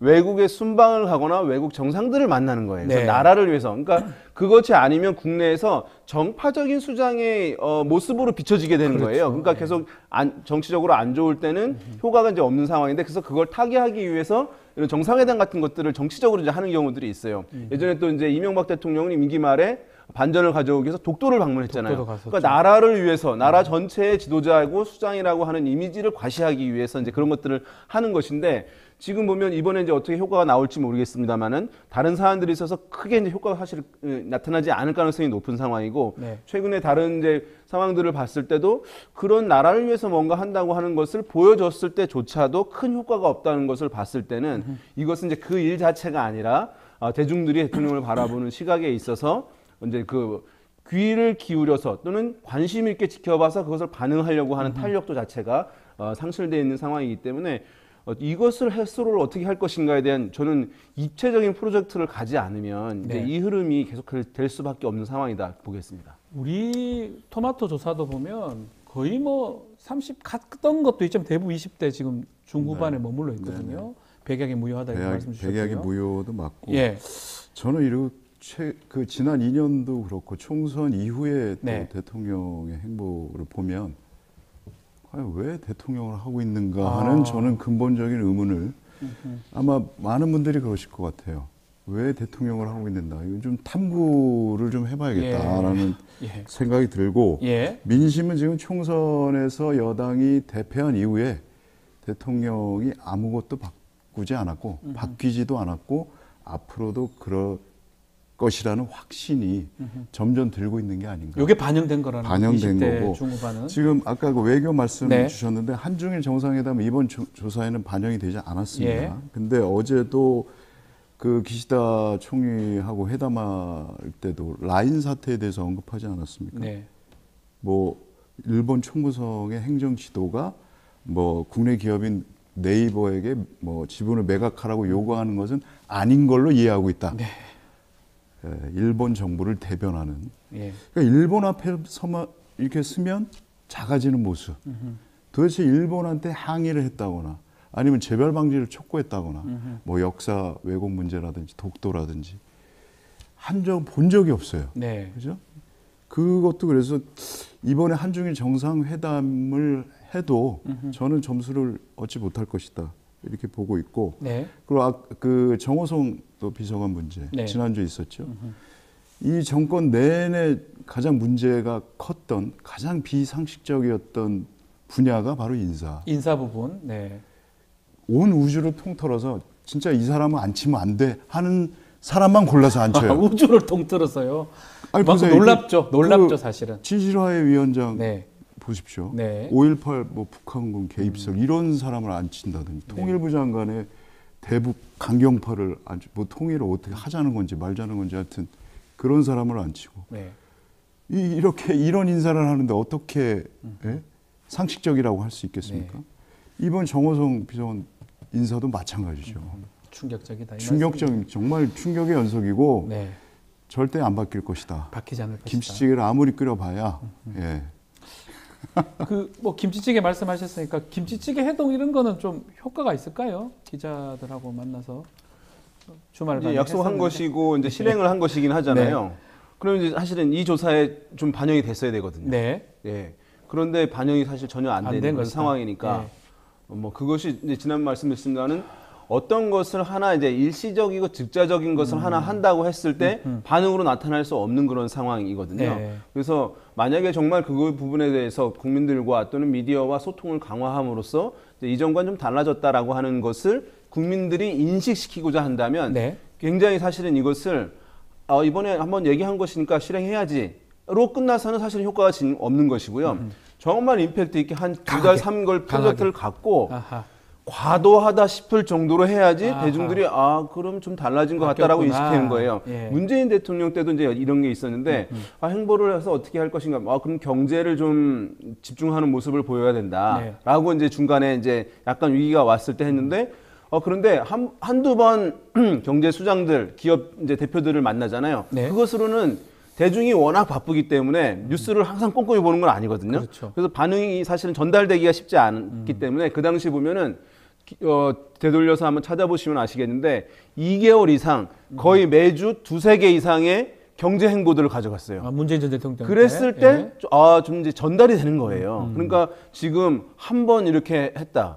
이런 것은 안 돼. 효과가 크지 않을 수밖에 없습니다. 자, 또 눈에 띄는 이슈가 오늘 있는 이슈입니다. 최상병 특검법 재표결 오늘 예정되어 있는데 자, 특히 윤석열 대통령이 거부권을 행사를 했는데 이 특검법 국회가 어떻게 해야 될지 이거를 조사를 했는데 이것도 어떤 결과가 나왔습니까? 특검법 통과에 찬성해야 한다. 63.7%. 높네요. 반대해야 한다. 25.5%. 네. 잘 모르겠다. 10.8%. 자, 이것도 지금 뭐 사실 특검법 관련해서도 63.7대 25.5라면 상당히 압도적으로 지금 통과해야 된다 이렇게 보이는 것 같은데 혹시나 그 지역이나 지지층별로도 좀 내용이 좀 나와 있을까요, 본부장님? 네, 뭐 전 지역에서 찬성해야 한다는 여론이 높았고, 네. 또 TK에서조차 뭐 찬성이 47.1%로 반대 39.1%를 8% 포인트나 앞서고 있다. TK도? 네, 그렇습니다.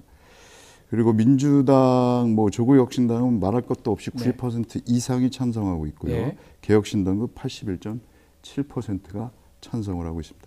국민의힘 지지층만 66.4%가 반대 의견을 냈습니다. 국민의힘 지지층만 지금 반대하고 있고 대다수 영남까지 TK까지 포함해서 찬성이 우세한 상황인데 어떻게 보십니까? 이게 요런 이제 이슈 관련해 가지고 한 6대 3대 1의 구도가 이제 이어지고 있다 말씀드렸잖아요. 그렇죠. 계속 그러니까 말씀드렸죠. 어떤 정부 여당이 하고자 하는 것에 대해서 이제 반대편에 있는 게 한 60%. 네. 그다음에 그것을 호응하고 보호하고 옹호하는 것이 한 30%. 네. 그다음에 이제 잘 모르겠다는 게 한 10% 이제 있다고 말씀드렸는데 지금 이 조사 관련해서는 격차가 사실은 그거보다 더 커진 거예요. 네. 뭐냐 하면 63.7대 25.5잖아요.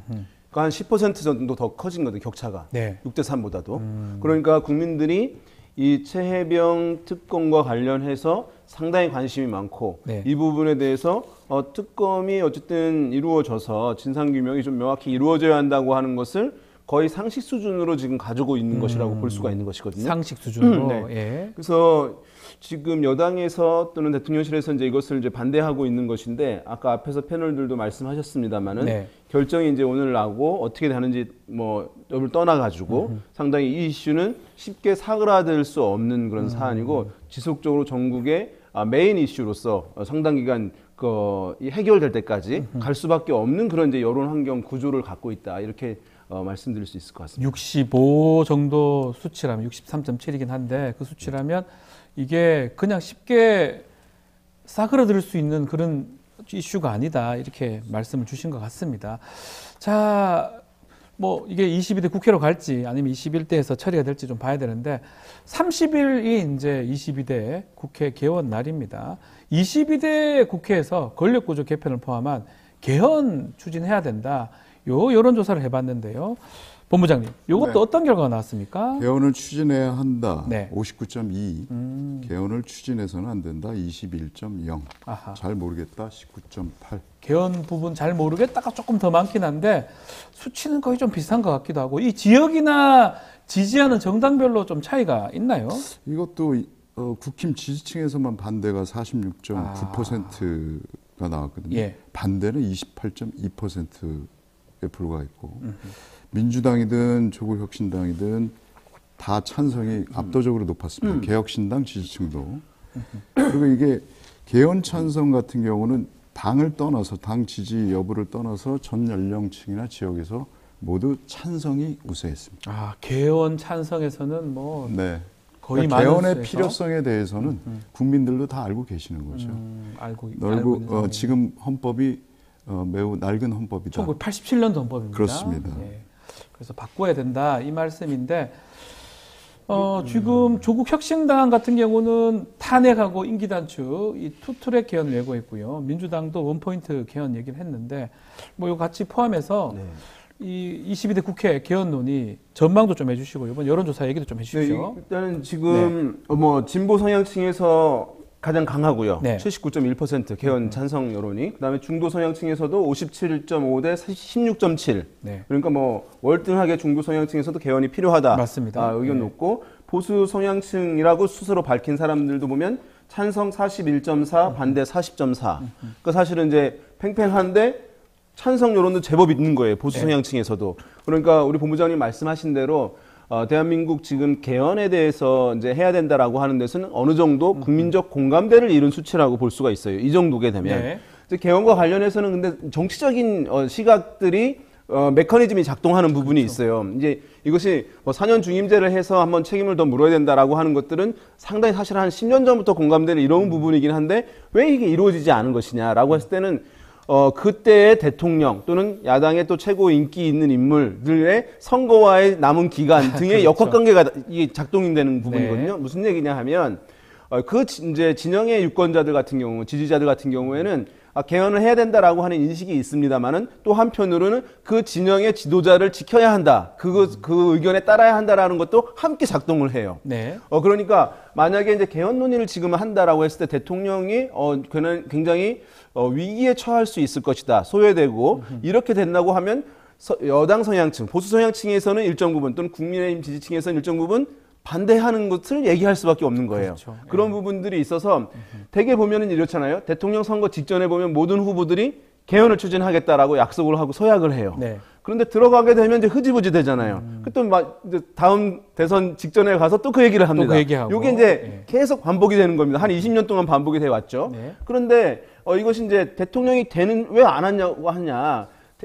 개헌에 관해서는 뭐 기본권에 관한 얘기들도 있고 하지만 이제 권력구조 개편에 관한 얘기를 하잖아요. 그럼 필연적으로 권력구조 개편 얘기를 하게 되면 차기 주자와 연결되게 됩니다. 그러면 현직 대통령은 기본적으로 사실은 굉장히 이제 왜소해지는 흐름으로 가고 논외의 대상이 돼버려요. 네. 그래서 개헌이 블랙홀 된다. 뭐 그러면은 대통령이 하려고 하다가도 나 지금 많은 일을 하려고 하는데 이거 초장부터 이거를 해서는 안 되지라고 해서 안 하는 거예요.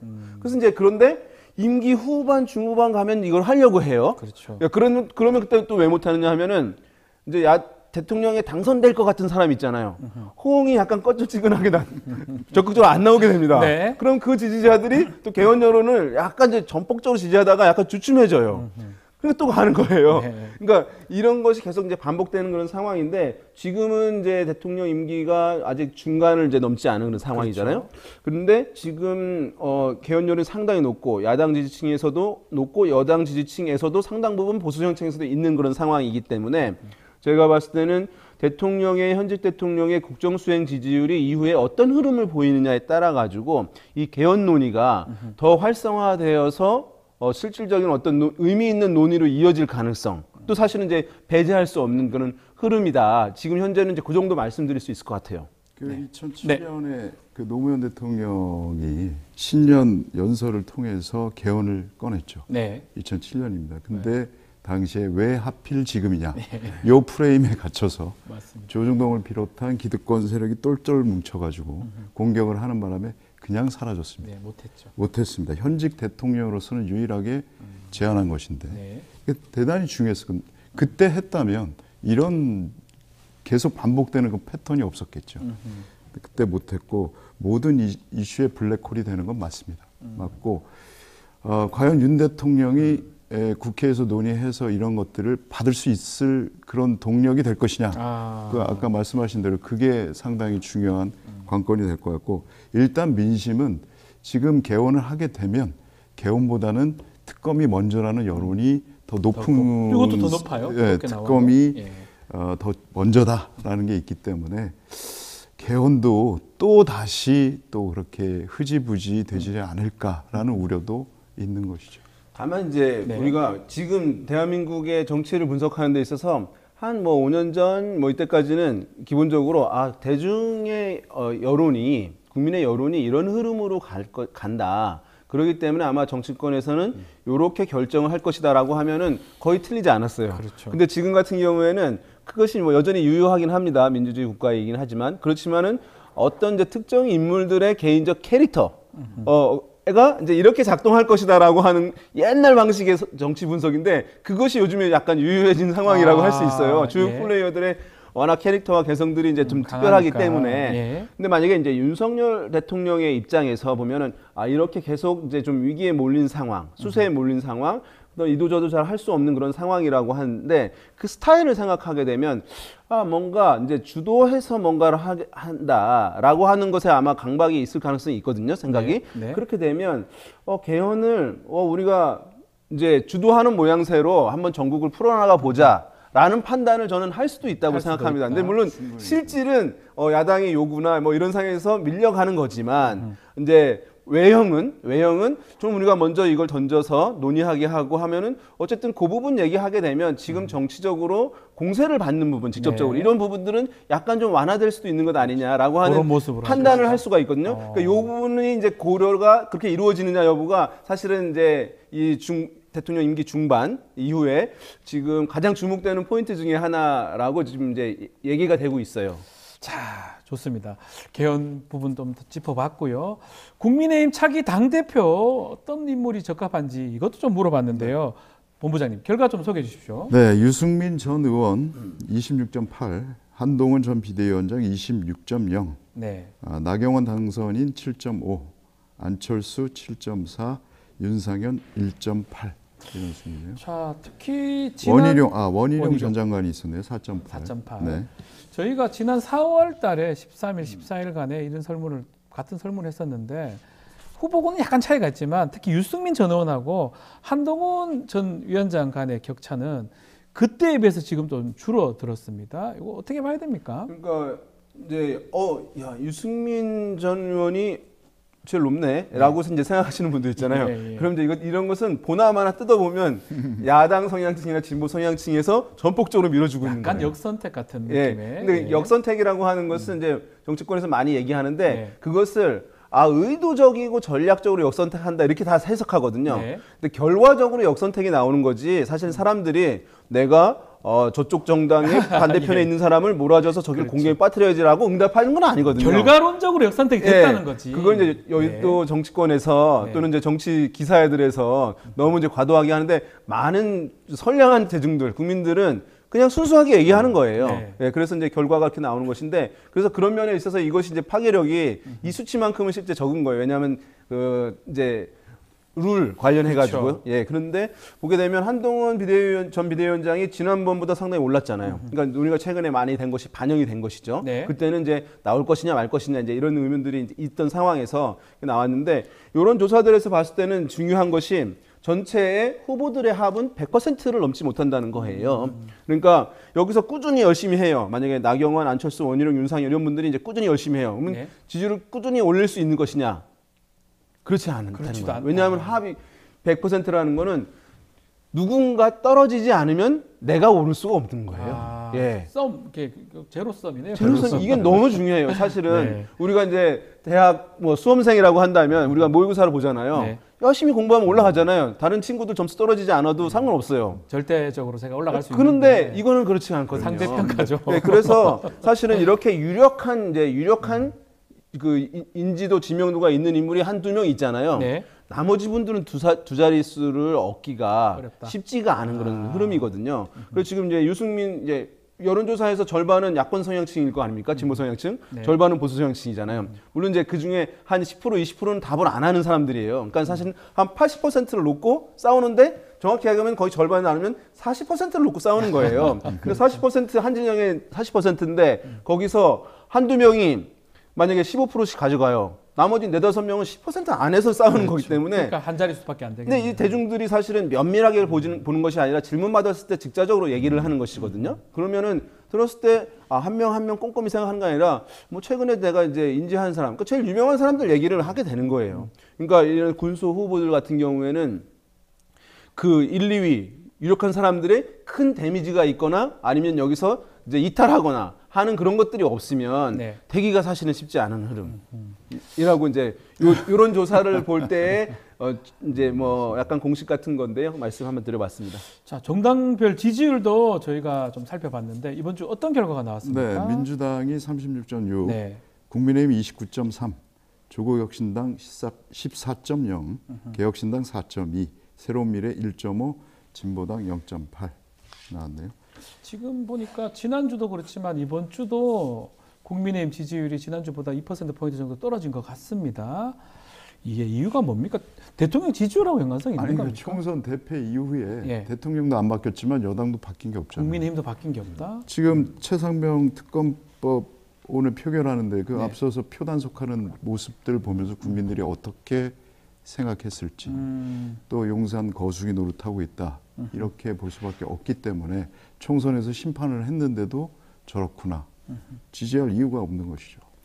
앞으로도 좀 국민의힘이 최상병 특검 이 국면이 뭐 오늘 표결되면 어떻게 되든지 간에 지지율 회복하기는 쉽지는 않다. 네, 이렇게. 일단은 예. 그렇죠. 이제 그 최상병 특검 관련해서 국민적 여론이 워낙 높은데 네. 이제 이것은 지금까지는 보면은 대통령이 어떤 것을 반대하거나 이제 또는 적극적으로 호응하지 않거나 그것을 비판받아서 이제 여권에 대한 이제 비판적 여론이 존재하는 상황인데 네. 요 최병 특검과 관련해서 표결 관련해 가지고는 이제 주체가 여당으로 오는 거예요. 여당으로 오는 것이기 때문에 정당 지지율은 잘 변하지 않는 지표지만 이것은 이번에 결과가 어떻게 나오는지에 따라서 그 결과에 대한 책임은 사실은 이제 여당한테 갈 수밖에 없는 것이기 때문에 네. 뭐 이거 잘 변하지 않겠지만 정체되거나 좀 이제 부정적으로 영향을 미칠 가능성은 이제 존재한다 이렇게 이제 봐야 될 것 같습니다. 알겠습니다. 자, 이어서 오늘도 뉴스 인사이다 애청자분들의 민심을 좀 알아보는 쇼미더 사심 오늘 짧게 한번 짚어보겠습니다.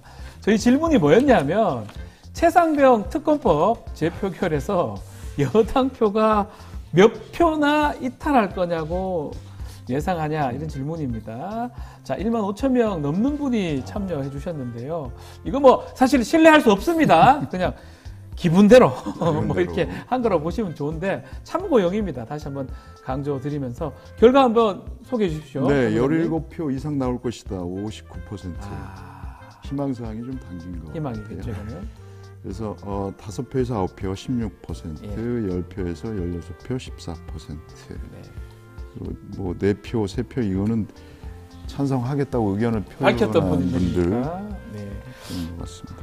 희망도 있지만 또 어느 정도 또 정밀하게 또 말씀하셨다고 또 읽혀지기도 한데, 자, 어떻게 해서 이런 결과가 나왔는지 댓글 한번 좀 소개해 주십시오. 네, 유저 XR님께서 네. 소망하는 바입니다. 제발 양심이 있는 사람이라면, 인간이라면 정의표를 행사해야 합니다. 정당 바로 세우기 신인규 대표가 정의표라고 말했습니다. 맞는 표현입니다. 반드시 정의표를 행사해서 진실을 밝혀야 합니다. 뜨거운 햇살에 모이신 분들 진정한 애국자십니다. 고맙습니다. 응원하고 지지합니다. 이게 아마 지난 주말에 있었던 집회에서 신인규 아마 변호사가 막 좀 집회 발언했던 것 같은데 아마 그 내용으로 보입니다. 하나 또 소개해 주십시오. 네, 뭐 창길준 4861님께서 근본적으로 양심과 공정, 정의의 문제인데 그저 당론이라 하며 따라가면 그 사람들은 미래가 없다. 필연코 밝혀지게 되어 있다. 본인의 정치 생명이 달려있고 양심의 문제고 자기 자식이라 생각해보면 답이 있다. 이런 이제 댓글을 남겨주셨습니다. 유저 JX님, 누구나 예외 없이 아들 군대 보내는 나라에서 어떻게 이 특검을 반대할 수 있나? 윤통과 국힘당, 아들 군대 보내기 싫어지는 엄마들 일어나기 전에 정신 차려라 글 주셨고요. 마지막으로. 네, JP님께서 17명에 못 미치면 실망하기 크겠지만 17명이 더 찬성하길 기원합니다. 알겠습니다. 저희 쇼미더 사심까지 말씀을 드렸습니다. 자, 오늘 이승영 본부장, 윤희은 센터장 두 분 감사합니다. 네. 자, 뉴스 인사이다 1부 이제 끝내야 되는데요. 자, 구독자 이벤트 하나 소개해 드리겠습니다. 저희가 6월 15일 공개 방송을 진행합니다. 첫 공개 방송인 만큼 재미있는 코너 또 풍부한 사은품도 준비를 했습니다. 화면에 나오는 QR코드 또 라이브 채팅창 상단 고정 글 또 커뮤니티를 통해서 참여 신청을 하실 수가 있고요. 많은 관심 부탁드리겠습니다. 자, 오늘 뉴스인사 프라임 서초에 보면 준비되어 있기 때문에요. 지금부터 또 은밀하고 재미있는 이야기 준비가 되어 있습니다. 가입하시고 다양한 혜택도 받아보시기 바랍니다. 서둘러 주시고요. 잠시 뒤에 뵙겠습니다.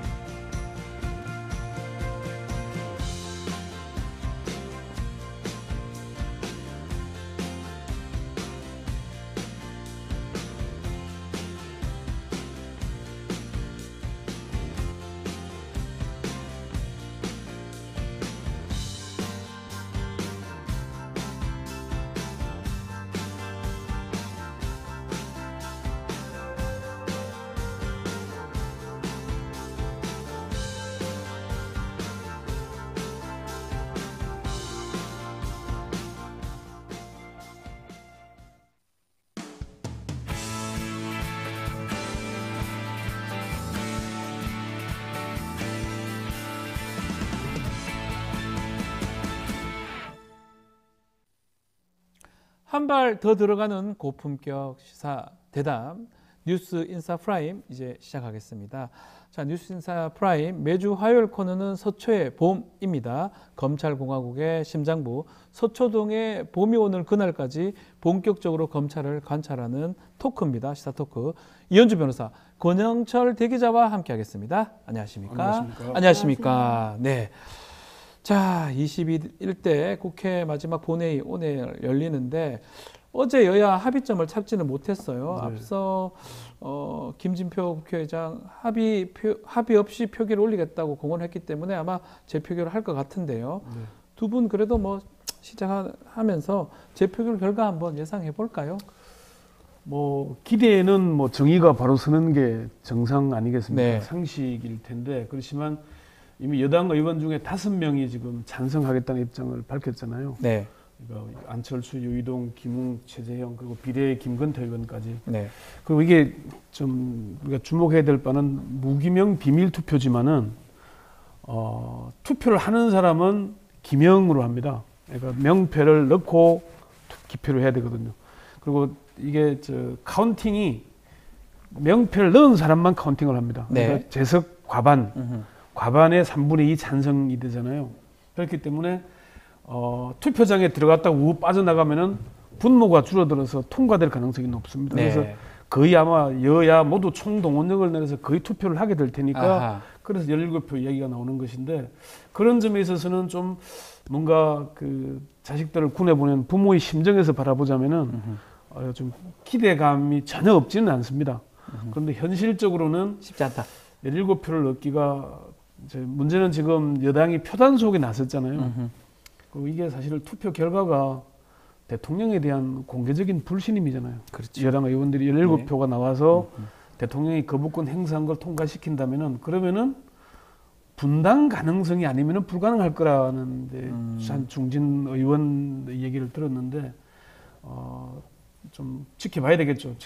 지켜봐야 되겠지만은 그 표단속 그리고 여당 의원들에게 공천에서 탈락하거나 선거에서 떨어진 58명이 있는데 나눠줄 공공기관 자리가 지금 뭐 90개가 넘는다고 네. 그러잖아요. 그런 여러 가지들을 볼 때는 조금 기대를 하고 있긴 하지만은 가능성은 높지 않다. 높지 않다. 이렇게 봅니다. 이현주 변호사님은 어떻게 예상하십니까? 저도 비관적으로 봤습니다. 저는 예. 대 기자님이 말씀하신 마지막 포인트에 주목을 하는데요. 지금 국회의원들이 낙선을 한 분들이 이제 주요 공약 대상인데 그분들은 그렇죠. 지금 경력 단절의 위기에 뭐 수입도 끊기고 하면은 뭐 공사, 공단, 연구원 이 연봉이 3, 4억 되는 자리도 있습니다. 네, 맞아요. 예. 그런 당근이 있는데 그걸 뿌리치기가 쉽지 않은 게 사람 마음 아니겠습니까? 네. 그리고 게다가 캐비넷도 있을 수 있고요. 그게 뭐 현실적으로 뭐 연락을 받건 안 받건 사람의 마음이 캥기면 양심에 따른 행동을 못하죠. 그 모든 것이 작용을 하면 저는 비관적으로 봅니다. 비관적이다. 아이고 저건 정진석 비서실장 일자리 생겼잖아요. 네. 낙선했는데 생겼죠. 비서실장하고. 근데 사실은 이제 기대하는 게 국민들은 그럼 22대 국회 가면은 이제 8석이면 되는데 가능하지 않겠나라고 얘기하지만 아까 말씀드린 대로 이게 거부권 행사한 걸 뒤집으려면은 대통령을 배제하려는 대통령을 강제 탈당을 시키거나 아니면은 정말 뭐 개헌을 해서 새로운 하겠다는 이런 결심이 아니고는 쉽지 않을 거라고 보는 시각들이 있습니다. 그런 어떤 탈당 같은 그 정도의 중대한 어떤 상황 변경이 필요하다 말씀 주셨는데 또 하나 봐야 될 게 이 최상병 사건의 사망 사건의 수사 외압의 의혹 핵심 부분, 네. 이른바 대통령 VIP 경로설, 이거 지금 경로하는 게 죄가 아니다.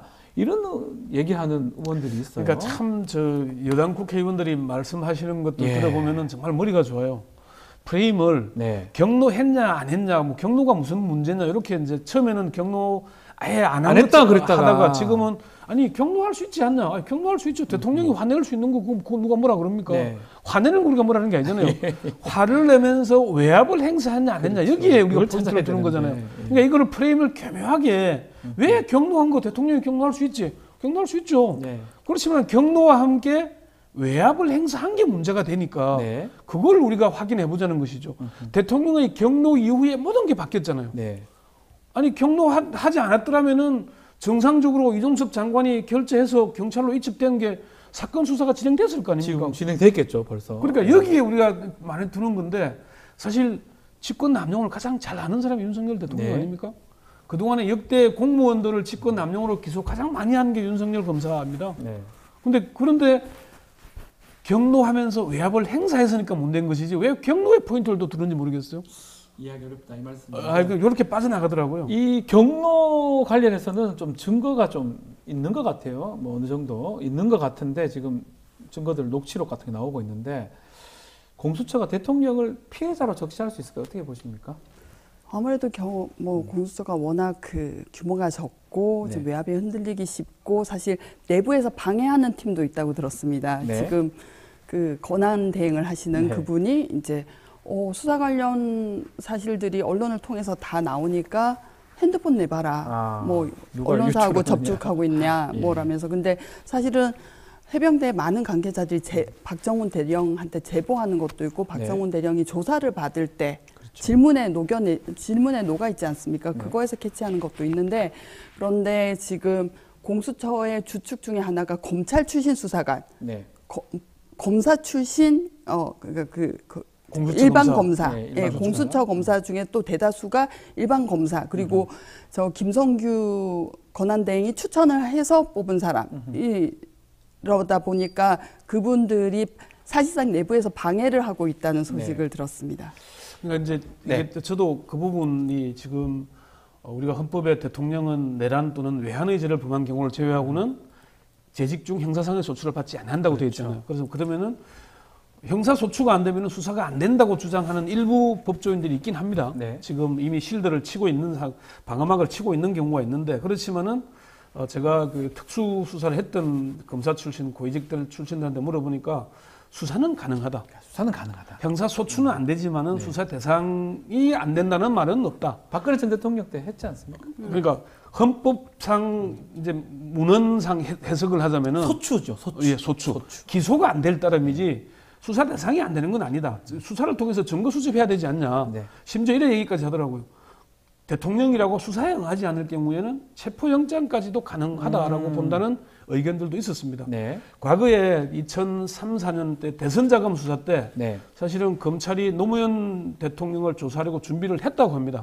그런데 아마 상당한 뭐 반발도 있었고 해서 대통령 조사하지 않았고 또 야당 대선 후보였던 이회창 한나라당 후보도 왜 그때 그런 일이 있었잖아요. 내가 책임지겠다. 그러면서 기자회견을 하고 검찰에 나갔었어요. 지난번 송영길 대표가 한 것처럼 나를 구속해라. 그런데 그때 검찰이 뭐 차는 마시고 이게 면담은 했지만은 조사하지 않고 돌려보낸 적이 있습니다. 그렇지만은 이론적으로 조사는 가능하다. 기소가 안 될 따름이다라고 얘기를 합니다. 수사는 가능하다. 그럼 피의자가 될 수 있는 거죠. 근데 제가 경로와 관련해서 말씀드리면 경로가 뭐가 문제냐고 말씀하시는 저는 경로도 문제가 있다고 생각해요. 경로도 문제다. 왜냐하면 경로가 결국은 사람을 지배하고 조직을 통치하는 방식이거든요. 그 계산된 분노지 감정 표출이지 뭐 정말로 자연스러운 감정은 아닙니다. 왜냐하면 설득이 안 될 때 상대방을 합리적으로 납득시킬 수 없을 때 경로를 하게 되거든요. 그런데 제가 검찰에 있을 때 굉장히 이걸 많이 겪어봤어요. 일단 심리적으로 위축되면 할 말을 다 못하게 됩니다. 그리고 그 사람한테 굉장히 질차당하고 그런 경험이 있으면 이게 아예 머리가 작동을 안 해요. 그러니까 뭔가 이건 잘못된 것 같은데 이건 지시는 부당하다는 말을 입 밖에 낼 수가 없는. 근데 사실 이게 검사들이 그런 일을 굉장히 많이 겪습니다. 그러면 서로 모여서 자신의 경험을 얘기하면서 막 위로해주고 그래요. 검사장실에 불려가서 뭐 너무 혼나가지고 혼비백산한 나머지 문이 어디 있는지 모르고 캐비넷 안으로 들어갔다든지 화장실로 들어갔다 뭐 이런 얘기도 있었고요. 그리고 부장실에 불려가서 심하게 질타당하고 나서 혼이 나가서 부장님이 내 기록을 쓰레기래요 하면서 그 편철돼 있잖아요. 그거 묶은 거 풀어가지고 창문 밖으로 던진 검사가 있었어요. 기록을 그래서 이제 실무관하고 계장이 막 찾으러 나가는 거죠. 뭐 큰일 날 일이죠, 사실. 그리고 또 하나는 그 2011년이었나요? SK 최태원 회장이 그 특가법으로 공판 기소돼서 재판을 받고 있을 때 최교일 그때 심지어 서울중앙지검장이었어요. 그래서 이제 형이 법정형을 가중을 해서 최하한이 7년 6개월인데 4년으로 구형하라는 지시를 한상대한테서 받은 겁니다. 그게 왜 그러냐면은 집유를 받기 위해서는 일단 여기서 깎고 들어가야 깎아야 되니까. 그렇죠. 법원에 부담을 들 수 있잖아요. 법원은 법원대로 법원 정관을 가지고 이제 뭐 얘기를 해보고 있지만, 그래서 이제 최교일이 수사팀에서 이거 안 된다고 합니다. 어떻게 검사가 자존심이 있지? 법정형 하한으로 검사가 장량강경을 해서 구형하는 법이 어디 있습니까?라고 했는데 한상대가 그야말로 쌍욕을 퍼부었다고 해요. 그래서 돌아와서 최교일 지검장이 최교일 서울중앙지검장이 다른 검사들한테 내가 세상에 있는 욕이란 욕은 다 들었다. 근데 저는 그래서 경로도 안 된다. 검사 사회에서는 조금 이런 게 좀 일반화돼 있나요? 아니, 모르겠어요. 그래서 한상대 검찰총장이 막판에 쫓겨났잖아요. 나갔죠. 그래서 금난내에 의해서 쫓겨났었죠. 자, 최상병 사건 마지막으로 한 가지. 이 경로라는 건 처음부터 경로한 사실이 없었다라고 한 게 경로가 뭐가 문제냐라고 했으면은 근데 지금 경로가 있냐 없냐를 가지고 9개월을 다툰 거 아닙니까? 그래서 지금 이 얘기를 너무나 뻔뻔한 거예요. 어떻게 이렇게 뻔뻔할 수 있는지 저는 정말 그 일반 국민들을 바보로 하는가 싶어요. 다시 좀 초기로 돌아가면 결국 이 최상병이 사망했는데 무리한 수중수색 지시가 있었냐 없었냐, 이 핵심에는 임성근 사단장이 있었고요. 또 이거 관련돼서 임성근 사단장을 빼라고 했던 게 VIP 경로설하고 지금 연관이 됩니다. 경로설 이후에 입책 과정에서 빠진 부분이거든요. 그렇죠. 지금 이제 문제는 이 임성근 사단장을 누가 지키려고 했느냐, 이 부분인데요. 여기에 좀 추가 정황이 나왔어요. 김종대 전 의원 이야기이긴 한데, 임 전 사단장이 작년 대통령 여름 휴가지 방문했다, 이 얘기가 지금 의혹 제기를 했습니다. 이거 어떻게 봐야 됩니까? 사실로 밝혀지면 수사는 어떻게 진행될까요? 그러니까 이게 이제 그 윤 대통령이 잼버리 개막식에 참석한 게 8월 2일이고, 그리고 그제도 저도로 갔었잖아요. 이때 대통령 휴가 기간 중에 휴가지 외곽 경비를 해병 1사단 임성근 사단장의 예하 부대가 맡았다는 겁니다. 그러니까 해병대가 대통령 휴가지 뭐 외곽 경비한 적이 있다고 합니다. 그렇긴 하지만은 특별히 해병 정예 부대를 경비 부대로 편성해서 대통령 휴가 기간에 출동시키는 좀 이례적이다. 그리고 8월 2일이면은 이미 지금 최해병이 순직해서 문제가 되고 있는 상황이잖아요. 이때 임성근 사단장이 저도에 같이 가서 저녁 만찬 자리에 술자리에서도 참석했다. 일단 그런 얘기가 있어요. 그 이후에 이게 지금 대통령이 뭔가 경로하고 빼라 말아라 얘기가 나오고 이런 과정들이잖아요. 그래서 이걸 보자면은 저도 사실 이 사건 났을 때 대통령이 정말 군 지휘 문제를 가지고 사단장까지 넣으면은 누가 사단장 하려고 하겠냐, 그 말 때문에 이런 소동이 났다고는 안 보거든요. 누군가가 임성근 사단장을 비호하는 사람이 있구나. 그래서 대통령이 경로했을 것이다. 그럼 대통령의 경로 뒤에는 누가 있냐? 우리가 항상 뭐 이건 이제 뒷얘기입니다만은 뒷얘기는 대통령보다 위에 있는 사람의 작용한 게 아닌가. 그런 얘기들이 계속 있었죠. 시중에는 많이 있었죠. 한간에 많이 있었죠. 이 얘기를 지금 김종대 전 의원이 칼럼에서 사실은 이렇게 주장을 하고 있는 거더라고요. 그래서 그 정황들, 그리고 육사 출신 군 법무관들이 있다면서요. 많습니다. 이런 분들이 뭐 박정훈 대령을 항명죄로 기소해야 된다는 얘기, 처벌해야 된다는 얘기도 대통령에게 조언을 했다 그러고, 뭐 그런 얘기들을 지금 김종대 전 의원이 주장을 하고 있는 겁니다. 그래서 이걸 보자면은 누가 봐도 우리가 왜 임성근을 지키기 위해서, 아니 사망한 최해병의 사망 원인을 밝히는 게 우선이지 어떻게 임성근 사단장 보호가 우선이 되는 겁니까? 이게 군대입니까 이게? 이게 이해가 좀 어렵다. 그 말씀이시죠. 자, 지금 잠시만요. 제 이 포인트다. 저는 뭐 꼭 이날이 아니더라도 대통령의 저도 휴가가 아니더라도 임성근 단장과 만났을 가능성이 농후하다. 한 99.99%. 99.99%. 왜냐하면 이게 검사들이 자기 사람을 만드는 방식이거든요. 한번 크게 봐주면 당연히 인사를 하러 와야 되지 않습니까? 이게 정당한 절차에 의해서 그럼직한 처분을 받을 만한 사건이 그럴 만하게 됐으면 뭐 인사는 필요 없죠. 그런데 무리를 해서 힘을 써줬으면 당연히 은혜를 받은 사람은 가서 인사를 하는 거고, 뭐 격려하는 거고, 그러면 이제 이게 곧 자기 사람이 된다는 거잖아요. 그래서 윤 대통령이 검찰총장 시절에 대검 연구관이 대검 회식을 하고 나서 택시 기사를 폭행한 일이 있었습니다. 그 특가법이지 않습니까? 이용구 전 법무부 차관은 사실 특가법으로 처벌을 받았었죠. 나중에 다 발각돼서 난리 났었죠. 근데 그것도 처음에는 경찰에서는 무혐의를 했어요. 왜냐하면은 그게 그 운전기사의 신체에 대한 안전이 보호법이게 아니라 교통 흐름의 위험을 야기하는 것이기 때문에 종착지에 도달한 다음에 깨우는 과정에서. 근데 이분은 정말로 그 검사는 그 주행하는 자동차 안에서, 그런데 검찰이 무혐의를 해줬습니다. 그런데 그 당시에 그 윤 총장의 상황이 어떤 거였냐면은 대검의 부장들을 다 추미애 장관이 발탁을 해서 내려보냈고 고립되어 있었죠. 그래서 과장 연구관을 자기 사람으로 포섭하기 위한 거라서 보고를 하면 과장한테 자네 내 사람이 되겠나 라고 했대요. 그래서 어떤 과장은 관심 없고요, 됐고요. 그리고 제가 하는 보고 좀 언론에 흘리지 마세요라고 했다가 그 뒤로 한직을 지금 떠들고 계신 분이 있는데 어쨌든 그 대검 연구관을 찾아가서 그러니까 자기 사람을 대검 내에 만들기 위한 노력을 하고 있던 과정이기 때문에 사람이 살다 보면 그럴 수 있지, 의기소침해지지 말고 그러면서 격려를 했다는 거예요. 그래서 일어날 수 있습니다. 또 얘기하면 이 검사가 이제 상해나 이런 범죄가 됐었는데 경찰에서 적용을 했었는데 기소 단계에서 검찰이 기소유예를 했다고 합니다. 아마 이게 막 봐주기 그러면서 우리 이현주 변호사 짚어주시는 거는 그렇게 정말 내가 봐도 이건 너무 특혜를 받았다, 은혜를 받았다, 충성을 다하겠죠. 뭐 그런 의미가 아니었나. 그래서 그때 입 닦으면 배은망덕한 사람이 되거든요. 이제 끝입니다. 그러니까 찾아가서 인사해야 됩니다. 임승근 사단장의 문제는 사실은 윤 대통령하고 닮은 점이 화를 잘 내나 봐요. 임승근 사단장도 이게 또 사실은 이렇게 비가 많이 내려서 물속 수중수색을 하게 된 것도 사단장이 여단장이 비가 많이 온다고 몇 차례 건의를 못한다고 얘기를 했는데도 정상적으로 해야 된다는 얘기를 하고, 그러니까 수중수색 본인은 아직도 뭐 지시한 바가 없다라고 주장을 하지만은 너무나도 제가 볼 때는 군 지휘관으로서의 책임에 대해서는 정말 무책임한 사람 같아요.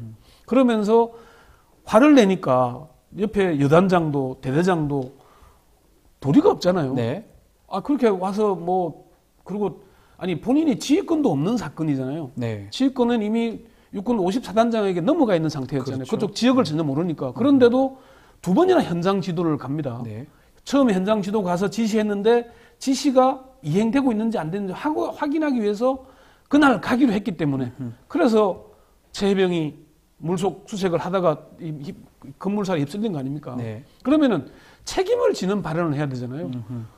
공수처 출두하면서 그 원인을 밝히는 게 아니라 자기가 수중수색 하지 않았다는 사실을 밝히겠다는 얘기를 하고 출두를 하잖아요. 개념이 국민들이 바라볼 때 저 사람이 군 지휘관이 맞나 싶은 느낌을 줄 정도로 저런 사람에게 내 아들을 맡기도 되겠냐는 그런 느낌을 주더라고요. 그런데도 이 사람을 보호하려고 하는 이유가 뭔가 이게 정말 참 의아한 거죠. 의아한 부분이다. 알겠습니다. 그럼 녹취록도 이 주장을 뒤집을 녹취록도 공개가 됐습니다. 지금 계속 공개되고 있죠. 그러니까 지금 수중수색 지시하지 않았다 이런 주장 과연 끝까지 받아들일 수 있을지도 의문이기도 하고요. 자, 일단 제가 참 이해가 안 가 중 하나는 그런 큰 사고가 났는데 대화 중에 그런 얘기를 하잖아요. 애들이 언론 접촉 안 해야 되는데. 그렇죠. 그게 또 공개가 됐죠. 들어오면 나중 문제고. 옆에서 동료가 물살에 휩쓸려서 사망을 했는데 그 병사들을 따독거리거나 어떻게 할 생각은 안 하고 언론 접촉부터 막아야 된다. 얼마나 정치 군인인지. 나 정말 참 저는 그걸 보고 정말 참 한숨이 납니다. 한숨이 나온다. 녹취록들이 몇 개 공개됐기 때문에 쉽지는 않아 보입니다. 또 다른 얘기 좀 해보겠습니다. 뉴스타파가 보도한 국정원 문건 관련 이야기. 자, 어제도 뉴스타파에서도 보도가 됐던 걸로 알고 있는데 일단은 이 사건 한번 조금 짚어주시고 얘기를 하겠습니다. 쌍방울 800만 달러 대북 송금 사건 목적이 무엇인지 이 문건을 통해서 국정원이 이제 분석한 결과가 지금 보도가 되고 있는데 대 기자님께서 이 사건 조금 설명 좀 부탁드리겠습니다. 뉴스타파가 지금 4차례에 걸쳐서 연속 보도를 하고 있습니다. 국정원 핵심 문건을 보도를 하고 있는데 그러니까 그 쌍방울의 800만 달러가 지금 검찰이 주장하는 바는 이재명 경기도지사의 방북 대가금 300만 달러가 들어있는 거잖아요. 그런데 이게 이미 2022년 초기에 수사를 할 때 우리 CBS 노컷뉴스에서 먼저 보도를 한 적이 있어요. 그때 보도를 한 게 자기들의 대북 사업 그리고 주가를 띄우기 위해서 했다. 보도가 됐어요 이미. 이게 2022년 10월에 이미 보도를 했는데 그거를 이제 북한 아태위의 관계자하고 대화를 하면서도 그런 얘기가 있고 우리가 띄워주겠다 그런 얘기를 하고 그리고 쌍방울이 현대 정주영 회장이 했던 솥대 몰고 갔던 같은 그런 대형 이벤트를 기획했던 모양이에요. 거기에 드는 비용들 이런 게 나오는데 여기서 이제 검찰과 쌍방울의 이해관계가 맞아떨어지는 거는 어쨌건 주가 조작을 하기 위해서 대북 접촉을 했다 그러면은 쌍방울의 죄가 가중되지 않겠습니까? 더 높은 죄가 되죠. 그런데 이게 검찰과 쌍방울의 김성태 회장의 이해관계가 맞아떨어지는 거는 이재명 경기지사의 방북을 위한 것이면은 검찰은 이재명 지사에 대한 수사를 계속해 왔는데 거기에 대한 확실한 증거를 확보하는 것이고 김성태 회장은 빠져나갈 구멍이 만들어지는 거잖아요. 그런 그 관계인 것 같은데 그런데 그게 아니라 이 쌍방울 대북 지원금은 주가 조작을 위한 증거 돈이다. 이게 나오면은 검찰 수사는 할 필요가 없는 그 부분은 이재명 이미 국정원이 그 자체의 보고서에 다 나와 있다. 그 당시에. 그래서 그 보고서를 가지고 지금 뉴스타파 계속 보도를 하고 있는 겁니다. 이게 지금 국정원 문건 얘기를 좀 하는데 이재명이란 단어가 한 번도 없다고 하거든요. 근데 왜 경기도 이재명 지사 이렇게 연결이 되는 겁니까? 근데 뭐 검찰은 이런 일이 부지기수기 때문에. 부지기수입니까? 왜냐면은 기업에 사실 뭐 로비를 하기 위해서 부의 자금을 만들지 않습니까? 이게 횡령 배임 되잖아요. 그렇죠? 필수적으로 연결이 되니까 기업체 사장 뭐 임원을 조사할 때 이거 정치인 누구한테 줬다고 하면은 이건 너 봐주겠다라는, 그러니까 이건 테마로 삼을 수가 있는 거잖아요. 이거 뭐 이재명이 나오거나 말거나 무슨 상관입니까? 근데 이게 문건이 나오다 보니까 여러 가지 얼개가 맞춰져요. 왜냐면은 김성태는 추궁할 수 있는 여지가 너무너무 많거든요. 너무 많으니까. 돈을 이렇게 불법적으로 보낸 건 외국환 거래법 위반에다가 사실 국가보안법도 문제가 돼요. 문제될 수 있어요. 뭐 해압통신, 뭐 금품수수 지금 어떤 허가 없이 북한의 관계자에게 돈을 보내거나 뭐 회합을 하거나 이런 거 다 사실 제가 안 된다고 해도 걸 검찰이고 그러면은 김성태에 대해서 대단히 조일 수 있는 목줄을 갖고 있는 거죠. 너 죽을래? 살래? 그리고 너가 살려면은 이화영을 설득해라. 근데 이게 걸고 있는 목줄이 어마무지하게 튼튼하고 두꺼운 게 아닌 게 되는 거죠. 그러면은 김성태는 자기가 살기 위해서 정말 필사적인 노력을 할 수밖에 없고 그래서 말입니다. 뭐 영상조사실에서 연어를 깔아놓고 먹었다라는 것도 그거하고 연결이 되는 거죠. 그러니까 그 과정상 검찰로서는 어쨌건 수사를 승사시켜야 되잖아요. 이미 시작을 했고. 그렇죠. 그러면은 이제 그 김성태, 이화영 부지사까지 이제 진술을 받아내야 되고 그래야 이재명 대표 지사로 향할 수 있는 거니까. 근데 그 길이 이 문건을 보면은 이제 민경련 소속 그 이호남이라는 우리 영화에 나왔었잖아요. 이명훈으로 나오는. 이호남인가요? 원래 영화에는 이명훈으로 나오는데 본명이 이호남 나오는 거죠. 이게 이제 대북 뭐 내이 50만 장이라고 처음에 시작을 해요. 그게 뭐 $1,000만, 뭐 100억 상당이라고 주장을 했는데 이제 뭐 내이 공장도 짓기로 하고 뭔가 막 그 플랜들이 상당히 많습니다. 그런데 이게 이제 그동안에는 계속 대북 북한을 가기 위해서 사전에 제공했다. 이걸로 지금 프레임을 짠 거잖아요. 그게 이제 흔들리는 거죠. 그러니까 쌍방울이 주가 조작을 위해서 북한과의 이런 연결을 가졌고 그리고 국정원 뭐 이제 화이트맨 활약하던 이런 사람 뭐 안모 씨 얘기도 나오잖아요. 안부수. 그 사람에 대해서도 국정원이 이제 망원으로 쓰다가 잘랐잖아요. 다른 국정원에 보고하지 않고 대북 접촉을 하는 사실들이 협조자였다가 해부가 됐습니다. 다 그런 이유들이 복잡하게 있기 때문에 사실은 이런 문제를 드러내놓고 공개하는 게 남북 관계나 길게 봐서 이로운 재로운지는 잘 모르겠어요. 사실 좀 의아심이 들지만 어쨌건 이거는 처음 나온 얘기는 아니고 이미 2022년 CBS 보도 때 있었던 국정원 시작할 때부터 이런 문건들이 나돌고 있었다. 그런 얘기. 이 내용이 구체적인데 이 문건을 이제 저는 놀라운 게 1년 전에 검찰이 확보를 했다는 거예요. 그렇죠. 그러면 이거 처음부터 알고 있는 상황인데 국정원이 무슨 뭐 이상한 조직도 아니고 최고 정보기관인데 그러면 이화영 부지사한테 이거를 적용하지 말았어야 되고 이재명 당시 지사 대표 영장 청구할 때도 넣었거든요. 첫째는 검찰은 무죄를 두려워하지 않는 집단입니다. 그러면 안 되는 거 아닌가요? 일단 언론 홍보하면서 본전 건져먹고 그리고 법정에 나오면서 법정에 나가는 사진 가지고 우려먹고 그게 다지 무죄가 나오는 게 무슨 상관이 있어요. 그러니까 자기 검찰 임기 동안 좋은 보직 찾아먹고 그다음에 이제 변호사 해서 수입을 뭐 1년에 수백억 벌어들이고 그게 목표인 사람들인데 뭐 증거가 있는 게 무슨 상관이 있겠습니까? 아니 우리 연수원 다닐 때 배운 것 중에 하나가 검사의 공익의 대변인, 객관 의무 이런 걸 배웠습니다. 저는 변호사라서 뭐 검사하게 될 겸 잠깐 했지만 어떻게 보십니까? 알면서도 이걸 구형할 때 15년 다 구형해버리고 이재명 대표 또 영장 청구할 때 적시하고 서울시 공무원 간첩 사건 기억나잖아요. 그러니까 증거 자료 조작까지 하고 검사가 그걸 알면서 그걸 가잖아요. 그러니까 그런 게 익숙해져 있기 때문에 이미 우리가 대표적인 게 우리가 유서 대필 사건에서도 네. 보시면 강기훈 이미 그런 역대의 사건들이 지금도 우리가 민주화되면서 사라진 걸로 이해를 했는데 이런 걸 보면은 아니 그런 반대 증거가 분명히 있는데 그 증거는 일체 언급도 안 하고 내지도 않습니다. 그럼 이렇게 되면은 조사받는 사람들 입장에서는 얼마나 억울을 하겠습니까? 그럼 이 억울한 사례가 계속 빚어지고 있다는 거죠. 그래서 이거는 제가 볼 때는 좀 과거에는 왜 이런 얘기들 있잖아요. 정치권을 수사하면은 제가 법조를 출입할 때만 해도 야당 의원을 2명, 3명 잡으면은 여당 의원은 꼭 한두 명 꼭 끼웠습니다. 균형상 한 명씩 최소한 넣었었거든요. 우리 항상 외관상 그래도 균형은 잡는다는 걸 하려 했는데 윤석열 정부에 들어와서 하고 있는 야당 수사는 일방적인 수사잖아요.